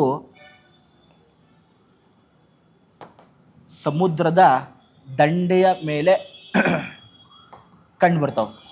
ಯಾಕೆ ಅವನ್ನ ಕರಾವಳಿ ಮತ್ತು ಸಮುದ್ರದ ದಂಡೆಗಳಲ್ಲಿ ಯಥೇಚ್ಛವಾಗಿ ಬೆಳೀತಾರೆ ಅಂದರೆ, ಈ ಒಂದು ಮ್ಯಾಂಗ್ರೋವ್ ಕಾಡುಗಳಿಗೆ ಪ್ರವಾಹ ಮತ್ತು ಅಲೆಗಳನ್ನು ತಡೆಗಟ್ಟುವ ಶಕ್ತಿ ಇರುವಂಥ ಮರಗಳು ಯಾವುದಂದರೆ ಮ್ಯಾಂಗ್ರೋವ್ ಕಾಡು ಅಂತ ಕರಿತಾ ಬರ್ತೀವಿ. ಹಾಗಾದರೆ ಇಲ್ಲಿ ಮ್ಯಾಂಗ್ರೋವ್ ಕಾಡುಗಳಲ್ಲಿ ವಿಶೇಷವಾದ ಮರ ಅಂತ ಕೇಳಿದಾಗ ಒಂದು ಸುಂದರಿ ಮರ ಅಂತ ಕರಿತೀವಿ, ಮತ್ತೊಂದು ಕೆಂದಾಳೆ ಮರ ಅಂತ ಕರೀತಾರೆ. ನಮ್ಮ ಇಂಡಿಯಾದಲ್ಲಿ ಸುಂದರಿ ಮರ ಮತ್ತು ಕೆಂದಾಳೆ ಮರ ಎಲ್ಲಿ ಜಾಸ್ತಿ ಕಂಡುಬರ್ತವೆ ಅಂದರೆ ಈ ಪಶ್ಚಿಮ ಬಂಗಾಳ ಅಂತ ಕರಿತೀವಲ್ಲ, ಈ ಪಶ್ಚಿಮ ಬಂಗಾಳದಲ್ಲಿ ಈ ಸುಂದರ್ಬನ್ ಮುಖಜ ಭೂಮಿ ಅಂತ ಬರ್ತೈತಿ. ಗಂಗಾ ನದಿಯಿಂದ ನಿರ್ಮಾಣವಾದ ಸುಂದರ್ಬನ್ ಮುಖಜ ಭೂಮಿಯಲ್ಲಿ ಏನಪ್ಪ ಅಂದರೆ ಈ ಸುಂದರಿ ಮರ ಮತ್ತು ಕೆಂದಾಳೆ ಮರ ಕಂಡು ಬರ್ತವೆ. ಹಾಗಾದರೆ ಕರ್ನಾಟಕದಲ್ಲಿ ಮೊದಲ ಬಾರಿಗೆ ಮ್ಯಾಂಗ್ರೋವ್ ಕಾಡುಗಳು ಕಂಡು ಬಂದಂಥ ಜಿಲ್ಲೆ ಅಂತ ಬಂದಾಗ ಉಡುಪಿ ಜಿಲ್ಲೆಯ ಕುಂದಾಪುರ ಅಂತ ನೋಡ್ತಾ ಬರ್ತೀವಿ. ಉಡುಪಿ ಜಿಲ್ಲೆಯ ಕುಂದಾಪುರದಲ್ಲಿ ಏನಪ್ಪ ಅಂದರೆ ಅತಿ ಹೆಚ್ಚು ಮ್ಯಾಂಗ್ರೋವ್ ಕಾಡುಗಳು ಕಂಡುಬರ್ತವೆ. ಉಡುಪಿ ಜಿಲ್ಲೆಯ ಕುಂದಾಪುರದಲ್ಲಿ ಅತಿ ಹೆಚ್ಚು ಮ್ಯಾಂಗ್ರೋವ್ ಕಾಡು ಕಂಡುಬರ್ತಾವಲ್ಲ, ಇದು ಕರ್ನಾಟಕದಲ್ಲಿ ಮೊದಲ ಬಾರಿಗೆ ಮ್ಯಾಂಗ್ರೋವ್ ಕಾಡುಗಳು ಕಂಡು ಬಂದಂಥ ಪ್ರದೇಶವಾಗಿದೆ. ಇನ್ನು ಕುಂದಾಪುರವನ್ನು ಹೊರತುಪಡಿಸಿದರೆ ಹೊನ್ನಾವರ, ಕಾರವಾರ, ಸೊ ಈ ಎಲ್ಲ ಪ್ರದೇಶಗಳಲ್ಲಿ ಏನಪ್ಪ ಅಂದರೆ ಮ್ಯಾಂಗ್ರೋವ್ ಕಾಡು ಕಂಡುಬರ್ತವೆ. ಹಾಗಾದರೆ ಮಹಾಗನಿ ಮತ್ತು ಎಬೋನಿ ಅಂತಿದೆ, ಇದೇನು? ಈ ಮಹಾಗನಿ ಮತ್ತು ಎಬೋನಿ ಅಂತಿದಾವಲ್ಲ, ಈ ಮಹಾಗನಿ ಮತ್ತು ಎಬೋನಿ ಯಾವ ಸಸ್ಯ ವರ್ಗಕ್ಕೆ ಸಂಬಂಧಪಟ್ಟವಂದರೆ ಇವನ್ನ ನಾವು ನಿತ್ಯ ಹರಿದ್ವರ್ಣ ಕಾಡು ಅಂತ ಕರಿತೀವಿ. ನಿತ್ಯ ಹರಿದ್ವರ್ಣ ಕಾಡುಗಳಲ್ಲಿ ಕಂಡುಬರುವಂಥ ಸಸ್ಯ ವರ್ಗ ಯಾವುದಂದರೆ ಮಹಾಗನಿ, ಎಬೋನಿ, ಸಿಂಕೋನಾ, ರೋಸ್ವುಡ್ಡು, ಕೆಲವು ಪ್ರದೇಶಗಳಲ್ಲಿ ಗಂಧದ ಮರ ಕಂಡು ಬರ್ತವೆ. ಆದರೆ ಮಹಾಗನಿ, ಎಬೋನಿ ಅಂತ ಬಂದಾಗ ನಿತ್ಯ ಹರಿದ್ವರ್ಣ ಕಾಡು ಅಂತ ಕರಿತೀವಿ. ಇನ್ನು ಜಲಾನಿಕ ಮತ್ತು ನಿಯೋಲಿಡ್ಸಿಯಾ ಅಂತ ಬಂದೈತಿ. ಇದೇನಪ್ಪ ಅಂದರೆ ವಿಶೇಷವಾಗಿ ನಾವು ಇದನ್ನು ಶೋಲಾ ಕಾಡುಗಳಲ್ಲಿ ಕಂಡುಬರುವಂತಹ ಸಸ್ಯವರ್ಗ ಯಾವುದಂದರೆ ಜಲಾನಿಕ ಮತ್ತು ನಿಯೋಲಿಡ್ಸಿಯಾ ಅಂತ ಕರಿತೀವಿ. ಇನ್ನು ಕೊನೆಯ ಆಪ್ಷನ್ ಡಿ ಅಂತ ನೋಡಿದಾಗ ಈ ಆಪ್ಷನ್ನು ಹುಣಸೆ ಮರ ಮತ್ತು ಗಂಧದ ಮರ ಅಂತಿದವಲ್ಲ, ಇವು ಎಲ್ಲಿ ಕಂಡು ಬರ್ತಾವಪ್ಪ ಅಂದರೆ ಎಲೆ ಉದುರುವ ಕಾಡುಗಳಲ್ಲಿ ಕಂಡುಬರುತ್ತವೆ. ಎಲೆ ಉದುರುವ ಕಾಡುಗಳಲ್ಲಿ ಕಂಡುಬರ್ತವೆ. ಗೊತ್ತಿರಲಿ, ಭಾರತ ಆಗಿರಲಿ ಕರ್ನಾಟಕ ಆಗಿರಲಿ, ಈ ಸಸ್ಯ ವರ್ಗಗಳ ಪೈಕಿ ಅತಿ ಹೆಚ್ಚು ಹಂಚಿಕೆಯಾದ ವಲಯ ಅಂದರೆ ಡೆಸಿಡಿಯಸ್ ಫಾರೆಸ್ಟ್ ಅಂತ ಕರಿತೀವಿ, ಎಲೆ ಉದುರುವ ಕಾಡು ಅಂತ ಕರಿತೀವಿ. ಆ ಎಲೆ ಉದುರುವ ಕಾಡುಗಳಲ್ಲಿ ಯಥೇಚ್ಛವಾಗಿ ಕಂಡುಬರೋ ಮರ ಅಂದರೆ ಒಂದು ಹುಣಸೆ ಮರ ಆಗಿರ್ಬೋದು, ಶ್ರೀಗಂಧದ ಮರ ಆಗಿರ್ಬೋದು, ಆಲದ ಮರ ಆಗಿರ್ಬೋದು, ನೇರಳೆ ಮರ ಆಗಿರ್ಬೋದು, ಆಮೇಲೆ ಇನ್ನೊಂದೇನಪ್ಪ ಅಂದರೆ ಬೇವಿನ ಮರ ಆಗಿರ್ಬೋದು, ಬಿದಿರಾಗಿರ್ಬೋದು. ಇವೆಲ್ಲ ಎಲ್ಲಿ ಕಂಡುಬರ್ತಾವಪ್ಪ ಅಂದರೆ ಎಲೆ ಉದುರುವ ಕಾಡುಗಳಲ್ಲಿ ಕಂಡುಬರ್ತವೆ. ಈ ಒಂದು ಪ್ರಶ್ನೆಗೆ ಸರಿಯಾದ ಉತ್ತರ ಅಂತ ನಾವು ನೋಡಿದಾಗ ಸುಂದರಿ ಮರ ಮತ್ತು ಕೆಂದಾಳೆ ಮರಗಳು ಯಾವ ವಲಯ ಅಂತ ಕೇಳಿದಾಗ ಮ್ಯಾಂಗ್ರೋವ್ ಕಾಡುಗಳಲ್ಲಿ ಕಂಡುಬರ್ತವೆ. ನೆನ್ಪಿಟ್ಕೊಳ್ರಿ, ಇದಕ್ಕೆ ಸರಿಯಾದ ಉತ್ತರ ಸುಂದರಿ ಮರ ಮತ್ತು ಮ್ಯಾಂಗ್ರೋವ್ ಕಾಡು ಅಂತ ಕರಿತೀವಿ. ಸೊ ಹಾಗಾದರೆ ಮುಂದಿನ ಪ್ರಶ್ನೆ. ಮುಂದಿನ ಪ್ರಶ್ನೆ ಏನಪ್ಪ ಕೇಳಿದ್ರೆ ಅಂದರೆ ಇದನ್ನು PSIಗೆ ಒಂದ್ಸಲ ಕೇಳಿದ. ಮಂಜಿನ ಮೋಡ ಜಲಪಾತ ಯಾವ ನದಿಗೆ ನಿರ್ಮಾಣವಾಗಿದೆ? ಜಲಪಾತಗಳ ಬಗ್ಗೆ ನೋಡ್ರಿ, ಇತ್ತೀಚಿನ ಎಕ್ಸಾಮ್ಗಳಲ್ಲಿ ಜಲಪಾತಗಳ ಬಗ್ಗೆ ಒಂದು ಕ್ವಶನ್ ಫಿಕ್ಸ್ ಆಗಿರ್ತದೆ. ಹಾಗಾದರೆ ಮಂಜಿನ ಮೋಡ ಜಲಪಾತ ಆಪ್ಷನ್ಸ್ ಕೊಟ್ಟಿದ್ದಾನೆ. ನರ್ಮದಾ ನದಿ, ಮಹದಾಯಿ ನದಿ, ಶರಾವತಿ ಮತ್ತು ಕಾಳಿ ಅಂತ ಕೊಟ್ಟಾನೆ. ಇಲ್ಲಿ ಸರಿಯಾದ ಉತ್ತರ ಅಂತ ಬಂದಾಗ ಮಂಜಿನ ಮೋಡ ಜಲಪಾತ ಯಾವ ನದಿಗಂದರೆ ನರ್ಮದಾ ಅಂತ ಕರಿತೀವಿ. ಸೊ ನರ್ಮದಾ ನದಿಗೆ ನಿರ್ಮಾಣವಾದ ಜಲಪಾತ ಮಂಜಿನ ಮೋಡ. ಇಲ್ಲಿ ನರ್ಮದಾ ನದಿಗೆ ಮಂಜಿನ ಮೋಡ ಜಲಪಾತ ಎಲ್ಲಿ ಅಂದರೆ ಮಧ್ಯಪ್ರದೇಶದಲ್ಲಿ ಕಂಡು ಬರ್ತದೆ. ನೋಡ್ರಿ, ಇನ್ನೊಂದು ಜಲಪಾತ ಬರ್ತೈತಿ, ದರ್ದಿ ಫಾಲ್ಸ್ ಅಂತ ಬರುತ್ತೆ. ದರ್ದಿ ಜಲಪಾತ, ದರ್ದಿ ಫಾಲ್ಸ್ ಅಂತ ಬರ್ತೈತಿ. ಆಮೇಲೆ ದುವಂದರ ಅಂತ ಬರ್ತೈತಿ, ದುವಂದರ ಫಾಲ್ಸು. ಅಥವಾ ಇನ್ನೊಂದು ಬರ್ತೈತಿ ಕಪಿಲಧಾರೆ ಫಾಲ್ಸು. ನೋಡ್ರಿ, 3 ಫಾಲ್ಸು ಯಾವುದಕ್ಕೆ ಅಂದರೆ ನರ್ಮದಾ ನದಿಗೆ. ಎಲ್ಲಪ್ಪ ಅಂದರೆ ಮಧ್ಯಪ್ರದೇಶ. ದುವಂದರ ಜಲಪಾತಕ್ಕಿರುವ ಮತ್ತೊಂದು ಹೆಸರು ಏನಪ್ಪ ಅಂದರೆ ಮಂಜಿನ ಮೋಡ ಜಲಪಾತ ಅಂತ ಕರಿತೀವಿ. ಮಂಜಿನ ಮೋಡ ಜಲಪಾತ, ದುವಂದರ ಫಾಲ್ಸು ಬೋತಾರ್ ಸೇಮು ಎಲ್ಲಿ ಕಂಡು ಬರ್ತವೆ? ಮಧ್ಯಪ್ರದೇಶದಲ್ಲಿ ನರ್ಮದಾ. ಈ ನರ್ಮದಾ ಅಂತ ಬಂದಾಗ 1312 ಕಿಲೋಮೀಟರ್ ಉದ್ದ ಐತಿ. ಭಾರತವನ್ನು ವಿಭಜನೆ ಮಾಡುವ ನದಿ ಅಂದರೆ ನರ್ಮದಾ. ಇನ್ನು ಭಾರತದ ಪಶ್ಚಿಮ ಭಾಗದಲ್ಲಿ ಉದ್ದವಾಗಿ ಹರಿಯುವ ನದಿ ಅಂದರೆ ಅದು ಕೂಡ ನರ್ಮದಾ ಅಂತ ಕರಿತೀವಿ. ನೆನ್ಪಿಡ್ಕೊಳ್ರಿ. ಹಾಗಾದರೆ ಮತ್ತೇನಪ್ಪ ಅಂದರೆ ಮಹದಾಯಿ ನದಿಯಿಂದ ನಿರ್ಮಾಣವಾದ ಜಲಪಾತಗಳು ಯಾವಂದರೆ ಈ ಬೆಳಗಾವಿಯಲ್ಲಿ ಏನಪ್ಪ ಅಂದರೆ ಬೆಳಗಾವಿಯಲ್ಲಿ ವಜ್ರಪೋಹ ಅಂತ ಬರುತ್ತೆ. ಬೆಳಗಾವಿಯಲ್ಲಿ ವಜ್ರಪೋಹ ಜಲಪಾತ ಅಂತ ಬರ್ತೈತಿ. ಹಾಗಾದರೆ ಇನ್ನು ಬೆಳಗಾವಿಯಲ್ಲಿ ವಜ್ರಪೋಹ ಜಲಪಾತವನ್ನು ಹೊರತುಪಡಿಸಿದರೆ ಈ ಬೆಳಗಾವಿ ಮತ್ತು ಗೋವಾದ ಬಾರ್ಡ್ರಲ್ಲಿ ಮತ್ತೊಂದು ಫಾಲ್ಸ್ ಬರುತ್ತೆ, ಬಹಳ ಇಂಪಾರ್ಟೆಂಟು, ದೂದ್ ಸಾಗರ್ ಫಾಲ್ಸ್. ವಜ್ರಪೋಹ ಮತ್ತು ದೂದ್ ಸಾಗರ್ ಜಲಪಾತ ಎಲ್ಲಿ ಕಂಡು ಬರ್ತಾವೆ ಅಂದರೆ ಬೆಳಗಾವಿಯಲ್ಲಿ ವಜ್ರಪೋಹ ಮಹದಾಯಿ ನದಿಗೆ, ಇನ್ನು ಗೋವಾದಲ್ಲಿ ಮಹದಾಯಿ ನದಿಗೆ ದೂದ್ ಸಾಗರ್ ಜಲಪಾತ ಕಂಡು ಬರುತ್ತೆ. ನೆನಪಿಟ್ಕೊಳ್ರಿ. ಇನ್ನು ಶರಾವತಿ ಅಂದ ಕೂಡಲೇ ನಿಮಗೆ ನೆನಪಾಗಬೇಕು, ಬಹಳ ಇಂಪಾರ್ಟೆಂಟು. ಏನಪ್ಪ ಅಂದರೆ ಶರಾವತಿ ಅಂತ ನಾವು ನೋಡಿದಾಗ ವಿಶೇಷವಾಗಿ ಜಗತ್ ಪ್ರಸಿದ್ಧ ಜೋಗ ಜಲಪಾತ ನೋಡ್ತಾ ಬರ್ತೀವಿ, ಜೋಗ್ ಫಾಲ್ಸು. ಈ ಜೋಗ್ ಫಾಲ್ಸನ್ನು ವಿಶೇಷವಾಗಿ ಗೇರುಸೊಪ್ಪ ಜಲಪಾತ ಅಂತ ಕರೀತಾರೆ. ಕರ್ನಾಟಕದಲ್ಲಿ ಗುಡುಗುವ ಜಲಪಾತ ಅಂದರೆ ಜೋಗ್ ಫಾಲ್ಸ್ ಅಂತ ಕರಿತೀವಿ. ಜೋಗ್ ಫಾಲ್ಸಲ್ಲಿ ವಿಶೇಷವಾಗಿ 4 ಕವಲುಗಳು ಕಂಡುಬರ್ತಾವೆ. ಈ 4 ಕವಲುಗಳನ್ನು ಕ್ರಮವಾಗಿ ಅಂತ ಕೇಳಿದಾಗ ರಾಜ ರಾಣಿನ ದೂರ ಮಾಡಿರಿ. ರಾಜ ರಾಣಿ ದೂರ ಮಾಡಿ ರಾಜ ರೋರರ್ ರಾಕೆಟ್. ನೋಡ್ರಿ, ಇದನ್ನು KS ಎಕ್ಸಾಮ್ ಕೇಳಿದಾನೆ. ಅನುಕ್ರಮವಾಗಿ ಅಂತ ಬಂದಾಗ ರಾಜ ರೋರರ್ ರಾಕೆಟ್ ರಾಣಿ ಜೋಗ ಜಲಪಾತದ 4 ಕವಲುಗಳು ಅಪ್ರಾಕ್ಸಿಮೇಟ್ಲಿ 253 ಮೀಟರ್ ಎತ್ತರದಿಂದ ಧುಮುಕ್ತೈತಿ. ಒಂದು ಕಾಲದಲ್ಲಿ ಭಾರತ ಮತ್ತು ಕರ್ನಾಟಕದ ಎತ್ತರವಾದ ಜಲಪಾತ ಆಗಿತ್ತು. ಆದರೆ ಈಗ ಭಾರತ ಮತ್ತು ಕರ್ನಾಟಕದ ಎತ್ತರವಾದ ಜಲಪಾತ ಅಂದರೆ ವರಾಹಿ ನದಿಗೆ ನಿರ್ಮಾಣವಾದ ಕುಂಚಿಕಲ್ ಫಾಲ್ಸ್ ಅಂತ ಕರಿತೀವಿ. ಕುಂಚಿಕಲ್ ಫಾಲ್ಸ್ ಇದು ಪ್ರೆಸೆಂಟ್ 455 ಮೀಟರ್ ಎತ್ತರ ಐತಿ. ಪ್ರಸ್ತುತ ಕರ್ನಾಟಕ ಮತ್ತು ಭಾರತದ ಎತ್ತರವಾದ ಜಲಪಾತ ಅಂತ ಬಂದಾಗ ನೆನ್ಪಿಡ್ಕೊಳ್ರಿ ಕುಂಚಿಕಲ್ ಫಾಲ್ಸು. ಇನ್ನು ಜೋಗ್ ಫಾಲ್ಸ್ ಒಂದೇನಾ? ಜೋಗ್ ಫಾಲ್ಸ್ ಒಂದೇ ಇಲ್ಲ, ಇನ್ನೂ ಭಾಳ ಇದ್ದಾವೆ. ಜೋಗ್ ಫಾಲ್ಸ್ ಆಯಿತಾ, ಅಪ್ಸರಕೊಂಡ ಜಲಪಾತ ಅಂತ ಕರಿತೀವಿ, ಅಪ್ಸರಕೊಂಡ ಫಾಲ್ಸು. ಈ ಅಪ್ಸರಕೊಂಡ ಎಲ್ಲಿ ಬರ್ತಪ್ಪ ಅಂದರೆ ಇದು ಉತ್ತರ ಕನ್ನಡ ಜಿಲ್ಲೆಯಲ್ಲಿ. ಯಾಕೆಂದರೆ ಶಿವಮೊಗ್ಗದ ಶರಾವತಿ ಅಂತ ಬಂದಾಗ ಶಿವಮೊಗ್ಗದ ತೀರ್ಥಹಳ್ಳಿ ತಾಲೂಕಿನ ಅಂಬು ತೀರ್ಥದಲ್ಲಿ ಶರಾವತಿ ನದಿ ಉಗಮವಾಗಿ ಉತ್ತರ ಕನ್ನಡ ಜಿಲ್ಲೆಯ ಹೊನ್ನಾವರ ಪಟ್ಟಣ ಮೂಲಕ ಅರಬ್ಬಿ ಸಮುದ್ರವನ್ನು ಸೇರುವಂಥ ನದಿ ಅಂದರೆ ಶರಾವತಿ ಅಂತ ಕರಿತೀವಿ. ಹಾಗಾದರೆ ಜೋಗ್ ಫಾಲ್ಸು ಶಿವಮೊಗ್ಗದಲ್ಲಿ, ಅಪ್ಸರಕೊಂಡ ಉತ್ತರ ಕನ್ನಡ ಮತ್ತೊಂದು ಬರ್ತದೆ. ಬಂಗಾರ ಕುಸುಮ ಜಲಪಾತ, ಬಂಗಾರ ಕುಸುಮ ಜಲಪಾತ. ಇನ್ನೊಂದು ಗೊತ್ತಿರಬೇಕು ನೋಡ್ರಿ, ಶರಾವತಿ ನದಿಗೆ ಜೋಗ್ ಫಾಲ್ಸು, ಬಂಗಾರ ಕುಸುಮ, ಅಪ್ಸರಕೊಂಡ, ಮತ್ತೊಂದು ಅಚ್ಚಕನ್ನೆ ಫಾಲ್ಸು. ಅಚ್ಚಕನ್ನೆ ಫಾಲ್ಸು ಇನ್ನೊಂದು ಬರುತ್ತೆ, ಜೋಗ್ ಫಾಲ್ಸು, ಅಪ್ಸರಕೊಂಡ, ಬಂಗಾರ ಕುಸುಮ, ಅಚ್ಚಕನ್ನೆ, ಮತ್ತೊಂದು ಬರುತ್ತೆ ನೋಡ್ರಿ. ಏನು ಗೊತ್ತಾ, ಅಬ್ಬೆ ಫಾಲ್ಸ್ ಗೊತ್ತಿರಬೇಕು, ಅಬ್ಬೆ, ದೆಬ್ಬೆ, ಎಬ್ಬೆ.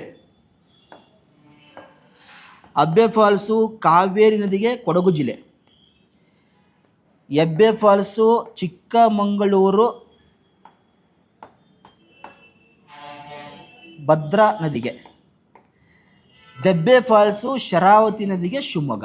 ನೋಡ್ರಿ, ದೆಬ್ಬೆ ಫಾಲ್ಸು, ಜೋಗ್ ಫಾಲ್ಸು, ಅಪ್ಸರಕೊಂಡ, ಬಂಗಾರ ಕುಸುಮ, ಅಚ್ಚಕನ್ನೆ ಫಾಲ್ಸು, ಇವೆಲ್ಲ ಇಂಪಾರ್ಟೆಂಟ್.